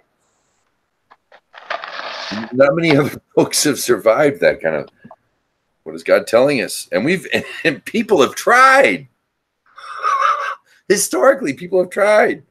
They aren't going away. They're reasonable. Why are Jews so good at maths and science? I mean, if there's one thing the Nobel Prize is good for, it's for maths and science. Hard science. Right. Why have they always been so good at science? Why when Galileo was able to prove what he could prove, why did the Jews have a spaz? In fact, why did the bloody fucking Romans, the Spanish Inquisition, why were they going after both Jews and Galileo at the same freaking time? And they come over here to America. Jews are good with. Why are Jews good with science? I mean, you've got. Yeah, I mean, I know it sounds trite, and I know it sounds racist, and I'm not here to be a Judeophile, but come on, what is Torah given the Jews that the Christians are missing out on? Even Islam, scientifically was far more advanced than Rome. In the past 1,000 years, what is it? Go ahead. This reminds me of an offhand remark that I now only recall because you're bringing it up. When I was talking about my ethnicity, and the fact that I have Ashkenazi in my blood on my mother's side. For folks who weren't here earlier, we've just discovered Will is maternally Jewish. Yay, Mazel Tov. I gave him a Mazel Tov and I gave him a condolence at the same time. But no, but the real deal, y'all. This is. I mean, and he's got questions, man. Okay, I'm gonna shut him now. I'm sorry, dude. You talk. I'm gonna shut up. I drink. This is my night to drink too. Just to let you know, I'm the Dean Martin of Noah Hides. Better than Jerry Lewis. And Jerry Lewis at the same time. Damn straight. Amen. Oh, I like you. I'm glad you're here. All right, Real. Go. Yeah, J-Dub said something offhand that kind of like gets stuck in the back of my mind, and I haven't been able to get it out. He said, Ashkenaz, I'm one of the smart ones. What the hell does that mean? He was being facetious, I'm sure. Oh, are Ashkenazi notoriously low IQ or something? Some are, some aren't. Yeah. Oh, okay. They lived under Russian rule. Just think of Germany, you know, the real crazy white people. So imagine what Jews had to survive that. What would it take to survive that? Well, the more I look into Judaism, the more things start to click into place for me, right? Really? And it seems like the more I sort of ask questions, my life seems to be getting like better for no apparent reason other than my inquiry. I don't know. Maybe I'm grasping at you're straws Jewish here. and you're coming home, dude. Well, here's the thing. You're talking to the skin of Israel, so come on in, dude. Go ahead. He said that. I wasn't sure if he was being facetious or not, because I've taken one. I haven't taken all three. I'll explain that in a moment. But I've taken one of the Mensa IQ test, and I scored a 150. Now that doesn't mean first of all that doesn't mean anything. You have to take all three. The reason I didn't take all three is because they want me to pay dues first of $70 monthly, and that basically gets me into. I can get all free all you can eat pancakes at Denny's. I can get a small. I can get a small size. I don't know what the hell they call it at Starbucks. Coffee for free. This little Mensa card that gives me like basically coupons. It's basically a coupon booklet that you pay out the ass for. right? $125, yeah. So they're taking the other two. In Mensa, so that's not. But harsh. Go ahead. But when he said that, it was like, oh well, maybe that's why. But maybe not. I don't know. It's probably just the autism. I'm guessing. Probably the Asperger's. No, you're probably right. Yeah. Yeah. I don't know. And I'm not saying that to be silly. I'm saying you're probably right. It is because you can focus and you can take in things better. Yeah, I'm the undisputed king of wishful thinking and unfounded inferences. All right, so I start making connections where none exist. I was like, oh yeah, it's the magic Jew blood in me that what made me smart at the maths and the sciences and whatnot. Magic. That special blend of kryptonite and iron. Hey, let me tell you something. The Jewish people have had a much greater influence on the world than the world wants to admit. And yeah, why do you think they came up with these fables that are still circulating even in our friggin' government about Jews having the mind power to hypnotize the world? Like Lex fucking Luthor, the mind power to control the United States government and the American people because of their persistence of mind. The superhuman, super villain from comic book James Bond. Jews, intelligent. They come up with these fake fucking ideas because how is it Jews can be so good at reality? Let me just break down the history of why that is. All right. All right. It's a very short history. So we'll go back to medieval times, right? Jews exist. People forget, but Jews did exist in Europe in the Middle Ages, right? So because Christianity is slowly creeping its way into the area at this point, Jews aren't allowed to hold jobs that the clean goyim are allowed to have. The goyim are allowed to have certain jobs, but they're not allowed to, for example, lend money, which of course money lending is of course fundamental to any economy, even under feudalism. People need to be able to take loans and stuff like that. One thing them European dukes and duchesses and lords and kings and queens loved was Jewish money. Right, and it was considered usury, which of course was a sin. So one thing they were good. One thing the Jew was good for when the Romans came was, well, at least they got their money. They're really good with money. So don't bitch about the banks. Europe created them. Jews were anybody, but no, you made them banks. Okay. So you would take your father's trade, right? So of course that created a whole system of Jewish bankers, right? So eventually along comes this family called the Rothschilds, right? And they're big. They're a big banking firm. They have a lot of money. They have a lot of gold, physical assets, liquid assets. They own property, land, etc. The Rothschilds own all this stuff, and they're particularly unseemly group. James, sorry, let me interrupt you for a minute. Evolution false. He is a bad guy. Don't let him in. Then 4. Is that Darth? Is that Darth Dawkins? I don't know. His name is Evolution False. Yeah, well, Darth Dawkins has a lot of names, and he's a real asshole. J-Dubs will tell you that. Yeah, he kind of screwed up Asher's tape from Monday. Really? Yeah. So I'm just giving you the heads up on him. You know, just block him and don't have him in. That's ballsy going against Asher. Oh yeah, he turned around. He knocked him out. He knocked him out a couple times. If it's Darth Dawkins, he kept muting people left and right, and yeah, we don't need him. If it's Darth Dawkins, then yeah, you definitely don't want him in here. He just derails conversation. He'll bring his Christianity shit into the middle of this. We're not talking about that. That's not what this is for anyway. This guy here, he was muting people while they were in midstream talking, and then he Darth does that. Okay. Yeah. Go ahead, Will. Anyway. And now, hold on, I've forgotten where I am. Just give me 1 second. I don't remember. You're talking about Jewish banking. Okay, so yeah, the Rothschilds. So, in the battle between the English and the French, the Bank of Rothschild sent this courier out ahead because they were at the crux of this final battle, right? I'm trying to keep it layman here.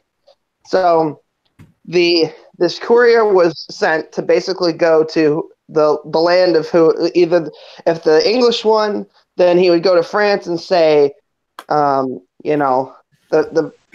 vice versa. God damn it, I get this all mixed up. At any rate, the English. We know where you're going. Go ahead. Go. Destabilizing rather.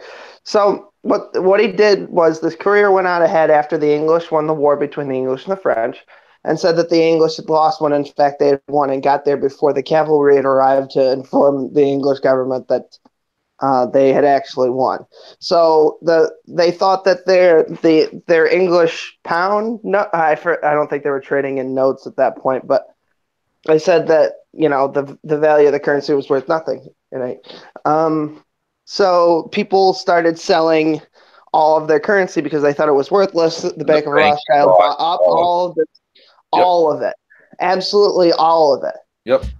And to this day, they're still the English people are still paying arrears to the Bank of Rothschild for that incident. And the Bank of Rothschild, the reason that we had the Fed today is because the Rothschild lobbyists, which Alexander Hamilton, by the way, was in the employ of.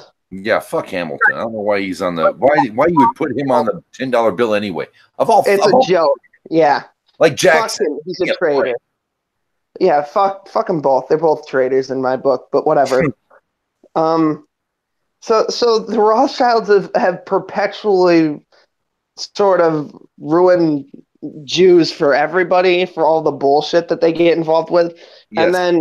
And then more recently, George Soros, the Nazi collaborator. When Jews fall, they fall hard. Look at the Jews in Congress. Do you seriously think God wants Jews in Congress? No. Look who goes to Congress. Look who gets the money. Look Hollywood. None of these people follow. I mean, they're. I mean, God forbid I mean to compare you to the two, but they're Jew in name only. You know what I mean? You're Jewish. Right. We all know you're Jewish. By all Jewish law, you're Jewish, but you got the den of a ger Toshab. Well, these guys, fuck God. And that's what happens to Jews when they do that. Bernie Sanders is a good example.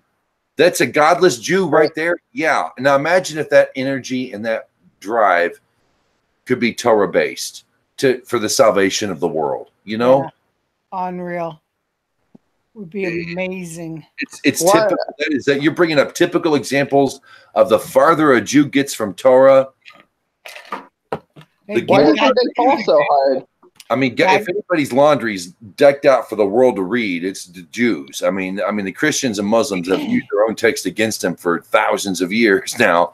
I mean, if there's anybody got their laundry out, when you reject it, God makes an example of you, and that's what we've got. That's why all these big names. No wonder people hate Jews. Look what they're doing.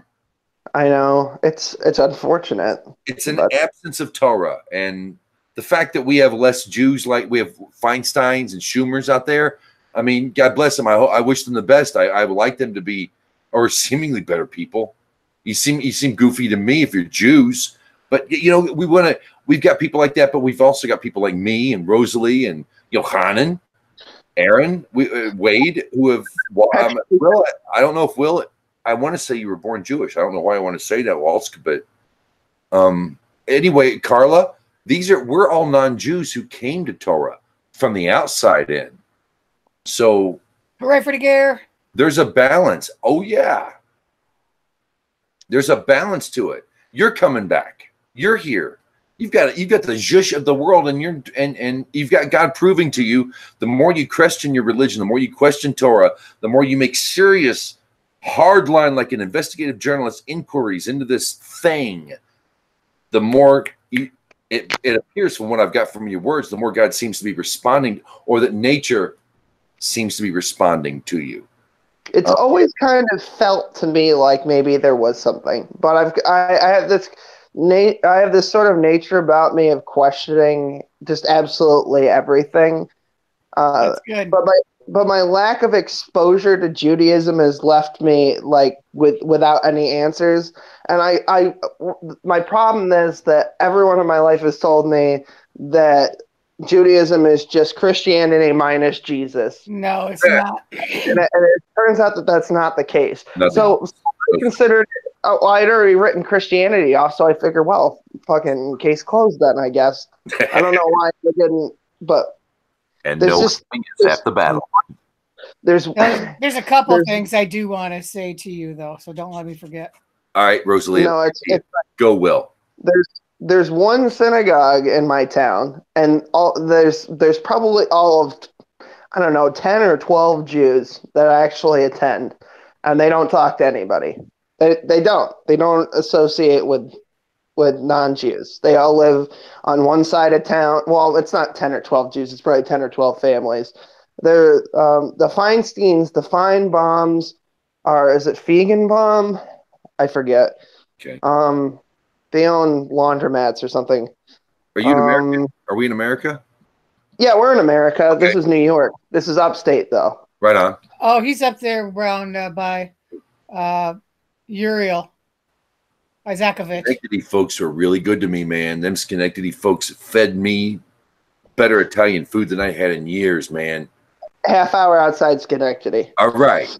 North. My ex-wife was actually born there. They were really good to me, man. They treated a Texan like a king, and that was great. It was it's the Lake George area. There's not many Jews around here. You show up and say, "I'm here to put you to work. I'm Jewish. Here's my credentials." Right. I've got in the eye and say, "Convince me, motherfuckers," and see what they do. Well, don't say motherfuckers. You don't want to say motherfuckers to the rabbis, but convince me and put them to work. I'd say put them to work. Say, because I don't know, whatever. Right. Yeah. There's not a whole lot. I worked in Albany. I knew one Jew. He didn't really talk about his religion. It was a state job, so it's sort of frowned upon. You aren't really supposed to talk about that shit. I've actually known more Muslims personally than I've known actual Jews that will talk to me about their faith.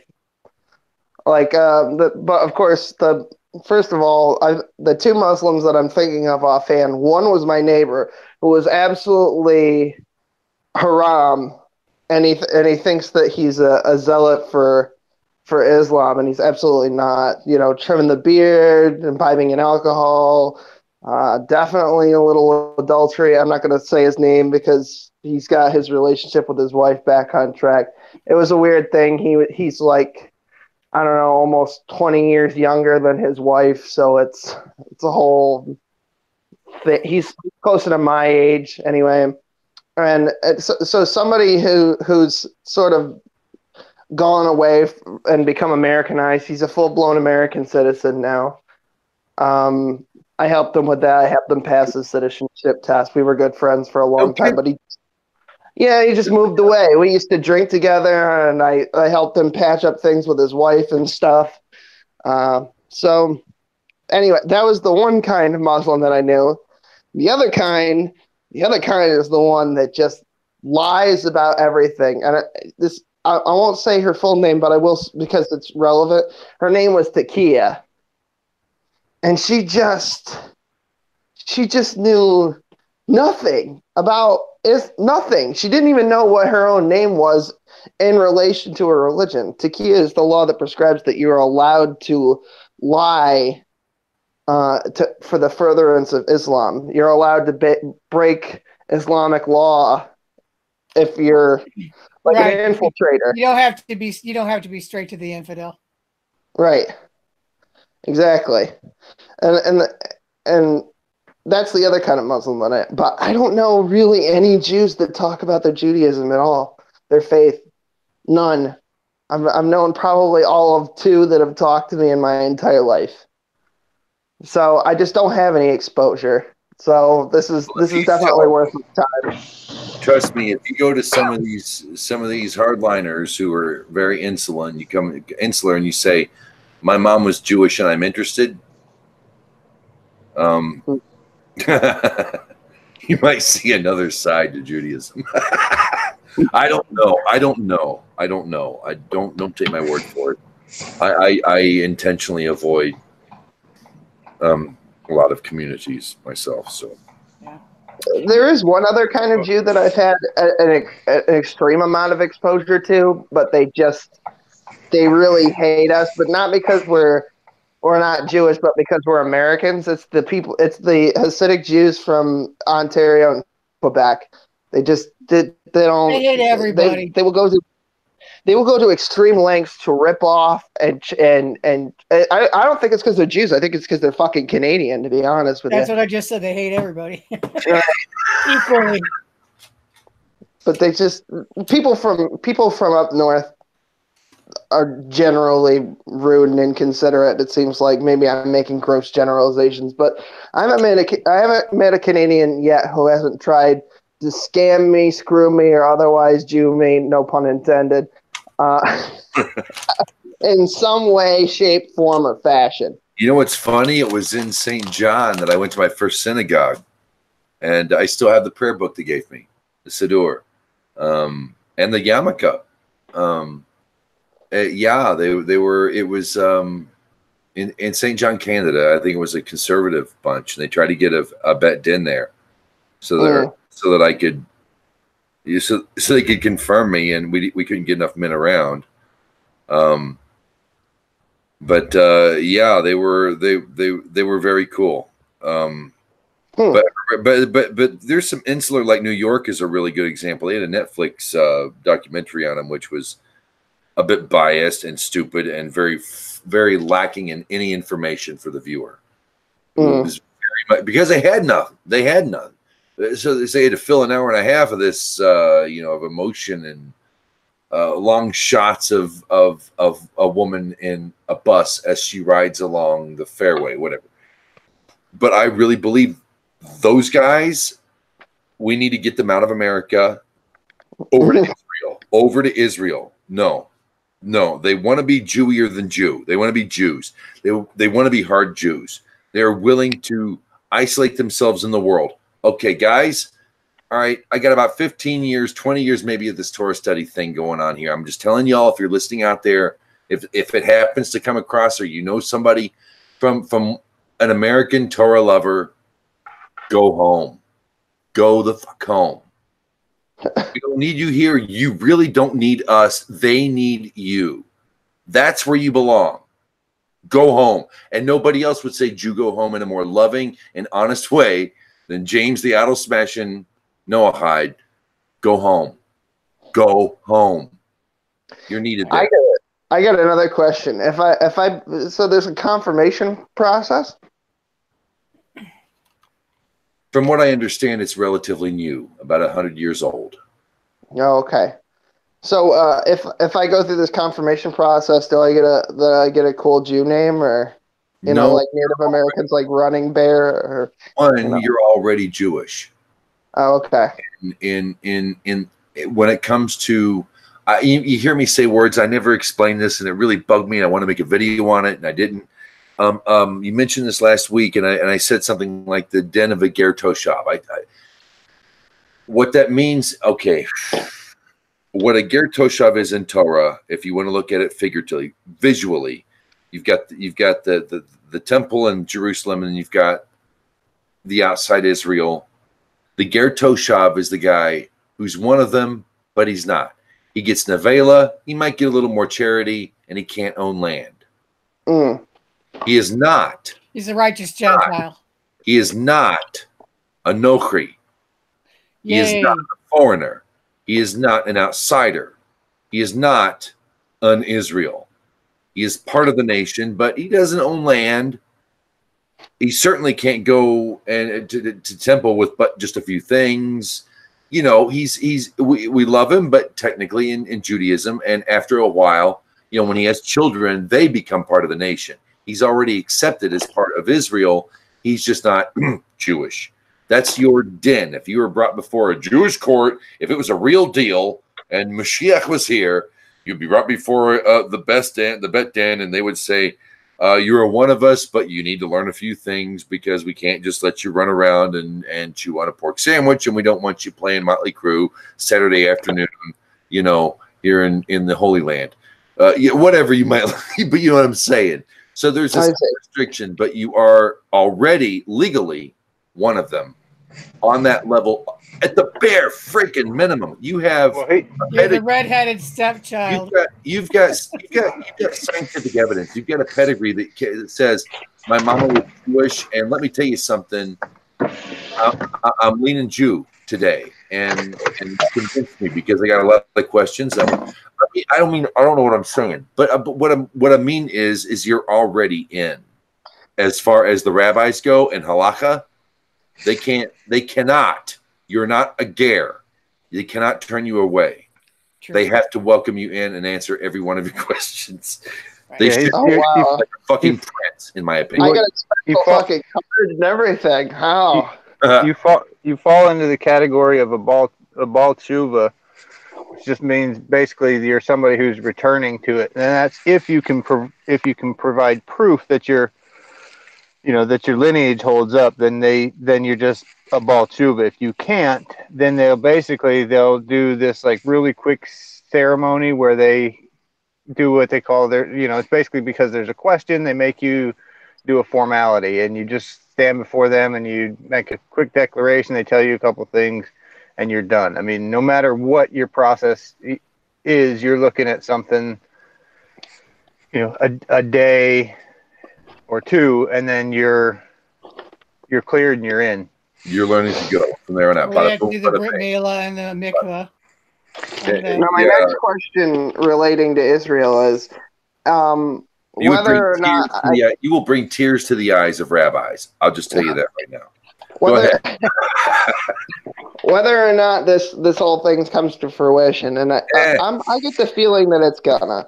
Now, is Israel somewhere that I should visit, or is it maybe something I should wait till you go in and tell them you're Jewish and let do a little formality, and then they'll give you a free flight to Israel. Yeah. Really? Yes, every Jew gets a free flight. But you have to make sure that you're known as Jewish in diaspora first. So your local Jewish synagogue, you bring them your pedigree. I don't mean to say I'm using bad language. You've got scientific evidence. You know your mother. You know your mother. You weren't adopted, right? You weren't a foster kid. Okay. You know your mom. Okay, then that's all that you need. I could get her to take the DNA test too, if that's going to help. Yeah, they don't even go off of DNA. DNA is somewhat irrelevant in the minds of the halakhic mind. If you have your family tree, that helps. Well, that's the weird part of the story is that Judaism was abandoned when basically what they assume based on some very loose evidence is that the Ashkenazi part of my family tree was like, fuck these Bolsheviks. We're getting the fuck out of here. They came to America. They sort of changed their name a little bit, just enough so that the Goyim wouldn't suspect, I guess. You come from intelligent stock on that. Right. So, but it's not. There's not really a whole lot of documentation. Basically, when you came over on the boat, whatever you told them your name was, that was your fucking name. So, and of course, I live in New York State, so of course they came through Staten Island, the whole deal. So there's paperwork of them existing. There you go. In the United States, but outside of that, you can't find anything, which is why they think what they think. When I went through all this. Also keep in mind though that it's such a small people and they're super community oriented. A lot of times, if you give them a name, they check it against some other people that basically, they love to study names. So they study people's family trees over and over and over. And you say that name and they're like, oh, this guy over here mentioned this other guy's name that he knew that went over here. And then the story is tied even. It's crazy how much information that they will have on your. There's a lovely site called Jewish Gen, GEN. It's a genealogy. It's strictly Jewish genealogy. I see. That might be a good resource to hit up then. Yes. But when you're confirmed you're Jewish, you can make what's called Nicolea and come home. Now, I'll tell you this: the government is based on Bolshevik socialist roots, but they're trying really hard, and Jews are good with money, which is good. Good. So we need that.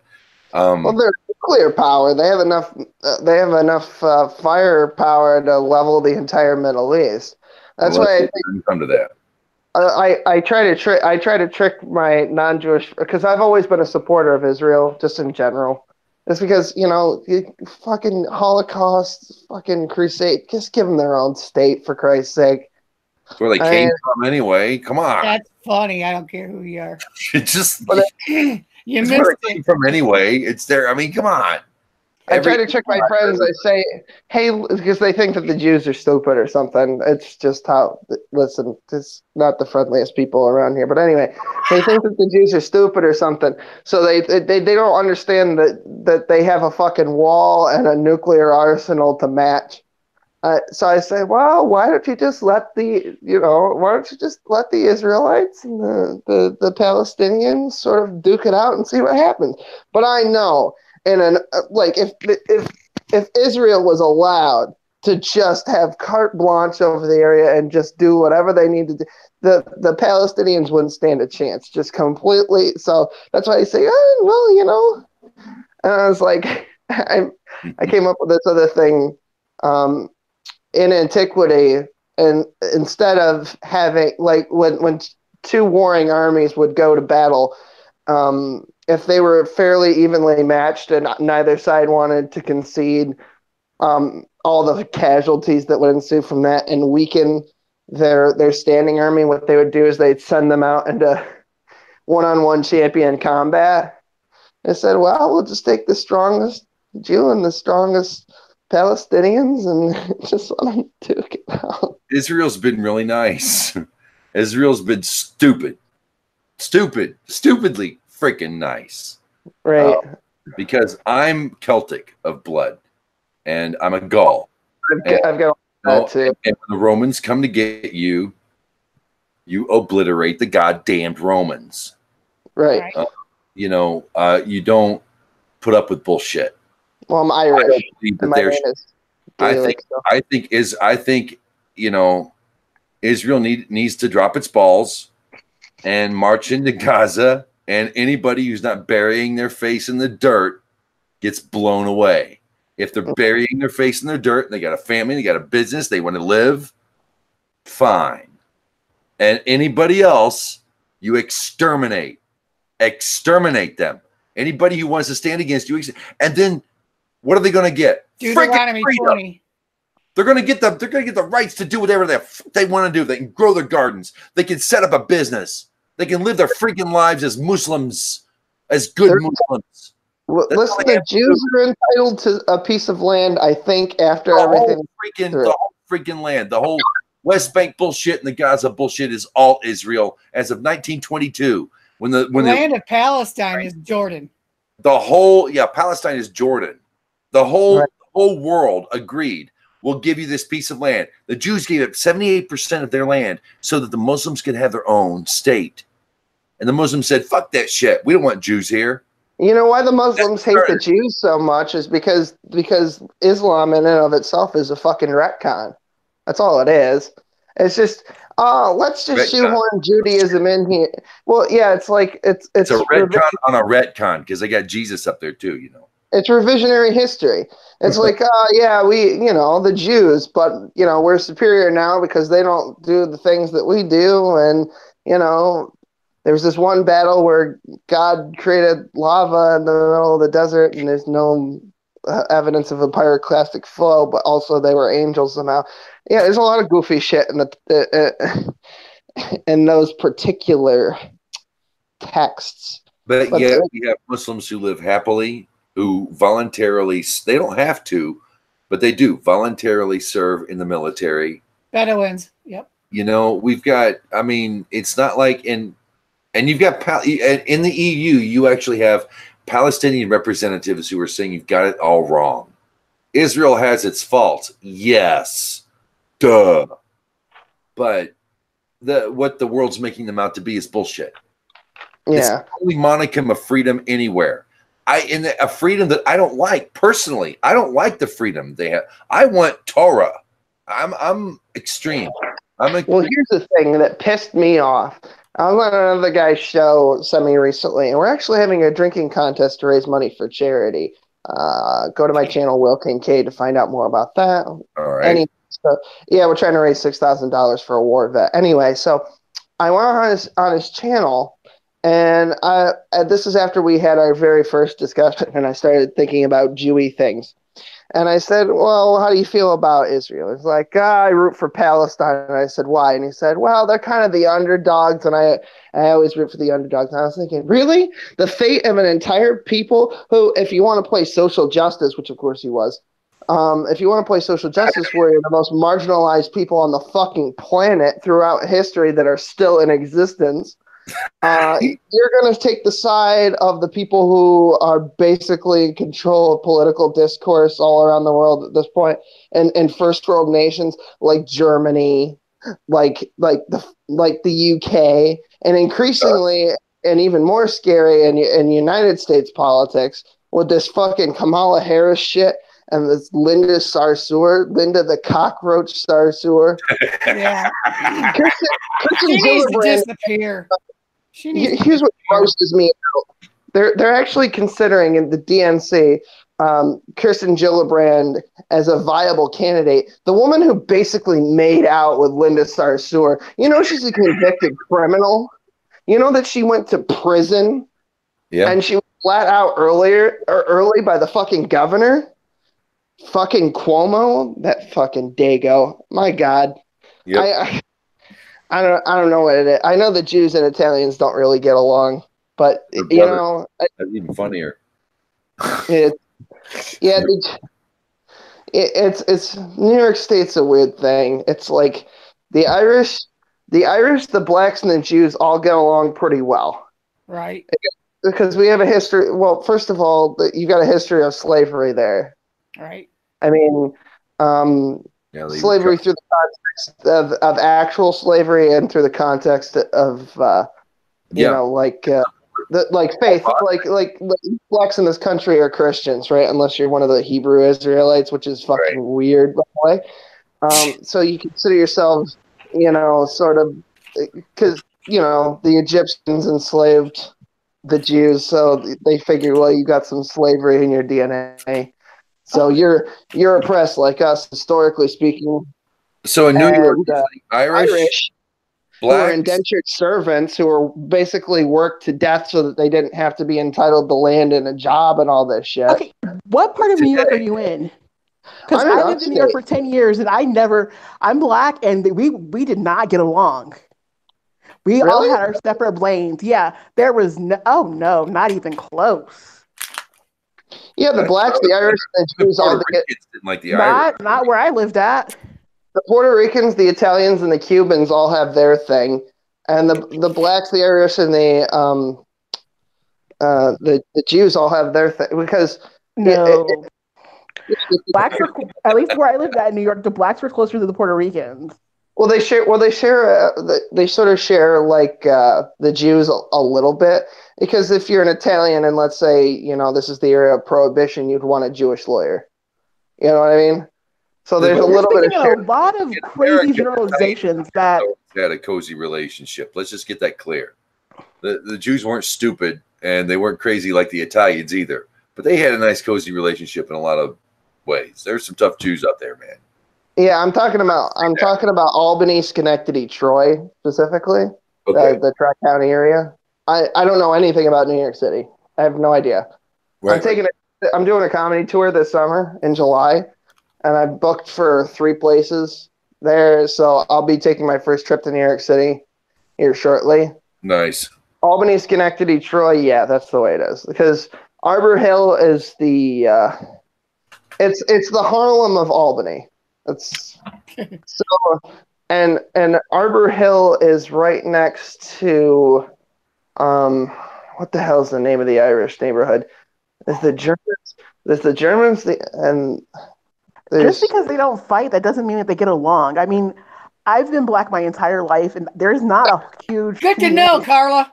No, but I mean, like, what I'm saying is, okay, I should put it like this. You don't know. She might have go.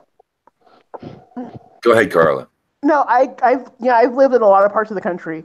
When I was younger, my job had me moving every year to 2, and I've never seen that anywhere where those groups got along. I mean, like maybe your area is weird, but as someone who's lived in every part of the country except for Michigan, Right. I've never seen that. That just seems really odd to me. Oh, maybe sure, you live in some. Well, here's basically how it works now.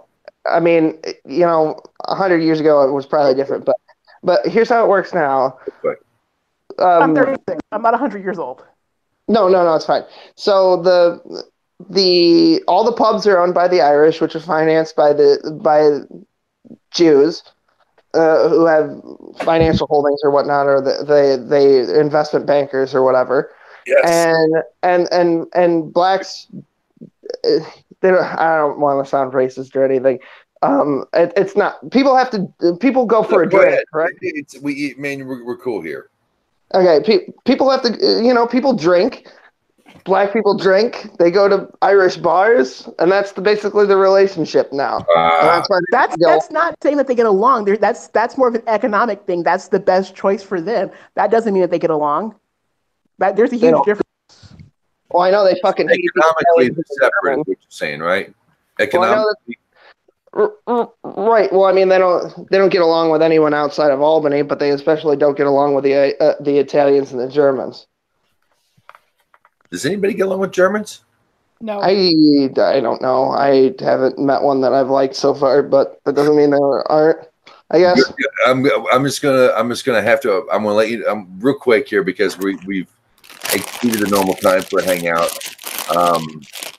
So I'm gonna bring up the topic once again to anybody here who hadn't had a chance to speak. The topic, and we've pretty much stayed on this in a lot of ways.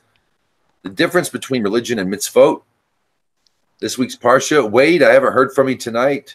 Carla, any thoughts on the Parsha? Will, Aaron, if you want to join in, anything? You could be a thumbnail maybe. I got one. I told you I wanted to get in here. Get in here. Will, do me a favor, please. When you are describing God, do not say Yahweh or anything like that, because it's actually a formula. That's like saying E equals MC squared as E Mac 2. Huh. Okay. True. It cannot, similar to it cannot be pronounced correctly. It will kill you if you could figure it out. But Yud Hey Vav Hey is a formula. Oh, okay. So you will learn that more when you learn more in your teachings and all this, and then if and whenever you are okay to do Kabbalah, you'll figure it out. Right. I was raised genteel, so I don't understand these things. Exactly. That's why I'm not bringing it to you, but I'm just giving you the heads up, because if you're in a Jewish community and you say Yahweh, they're going to look at you really stupid. They're going to think that you're a Hebrew Israelite or something, because that's what they call it. Right. Yeah. That's okay. No, we know what you're going for. Just to we use the name Hashem. It's H little a capital SHEM. It's known as that's Hebrew for the name. This way, you're not going to say God's name in vain or anything like that. It's just known as the name. So when you hear someone referencing Hashem, that's why. That's the Jewish. Okay, I think I'm understanding. So, all right. There was another thing I had earlier, but I lost it, so it must not have been that important. All right, Wade. I haven't heard from Wade all night. Wade, are you there? Yeah, man, just listening. Enjoy. How are things out east? Yeah, they're good, man. Real good. Good. Hope everybody else is doing real well. Oh, the grass and the clover is blooming. Oh. I hear that, man. Things are good here. We're getting snow tonight. Yeah. I'm getting rain mixed with snow. Shut up. If you go, well, here's the problem. Where I live, it's still, there's still snow on the ground. Everything's brown. You can see some of the trees are like trying to bloom. Right. But they're like, fuck it, I'll go back to sleep for a week. But 100 miles south of here, it's green, just sprawling green. It's ridiculous. It's a curse. Well, they're not on Lake Erie, and you are. All right, guys, we're going to wrap it up here on the Orphans of Avraham every Thursday night, right here, Google Plus. We have a open-ended roundtable, but serious discussion of Torah and all things Judaism. If you'd like to join in, join us on Facebook at the Orphans of Avraham. And you can also check out John Gishla, his YouTube channel. He is the lead sponsor of this and hosting tonight. I'm James the Idol Smasher at jamestheidolsmasher@gmail.com. Shalom. Shabbat shalom, y'all. Be well. Shabbat shalom.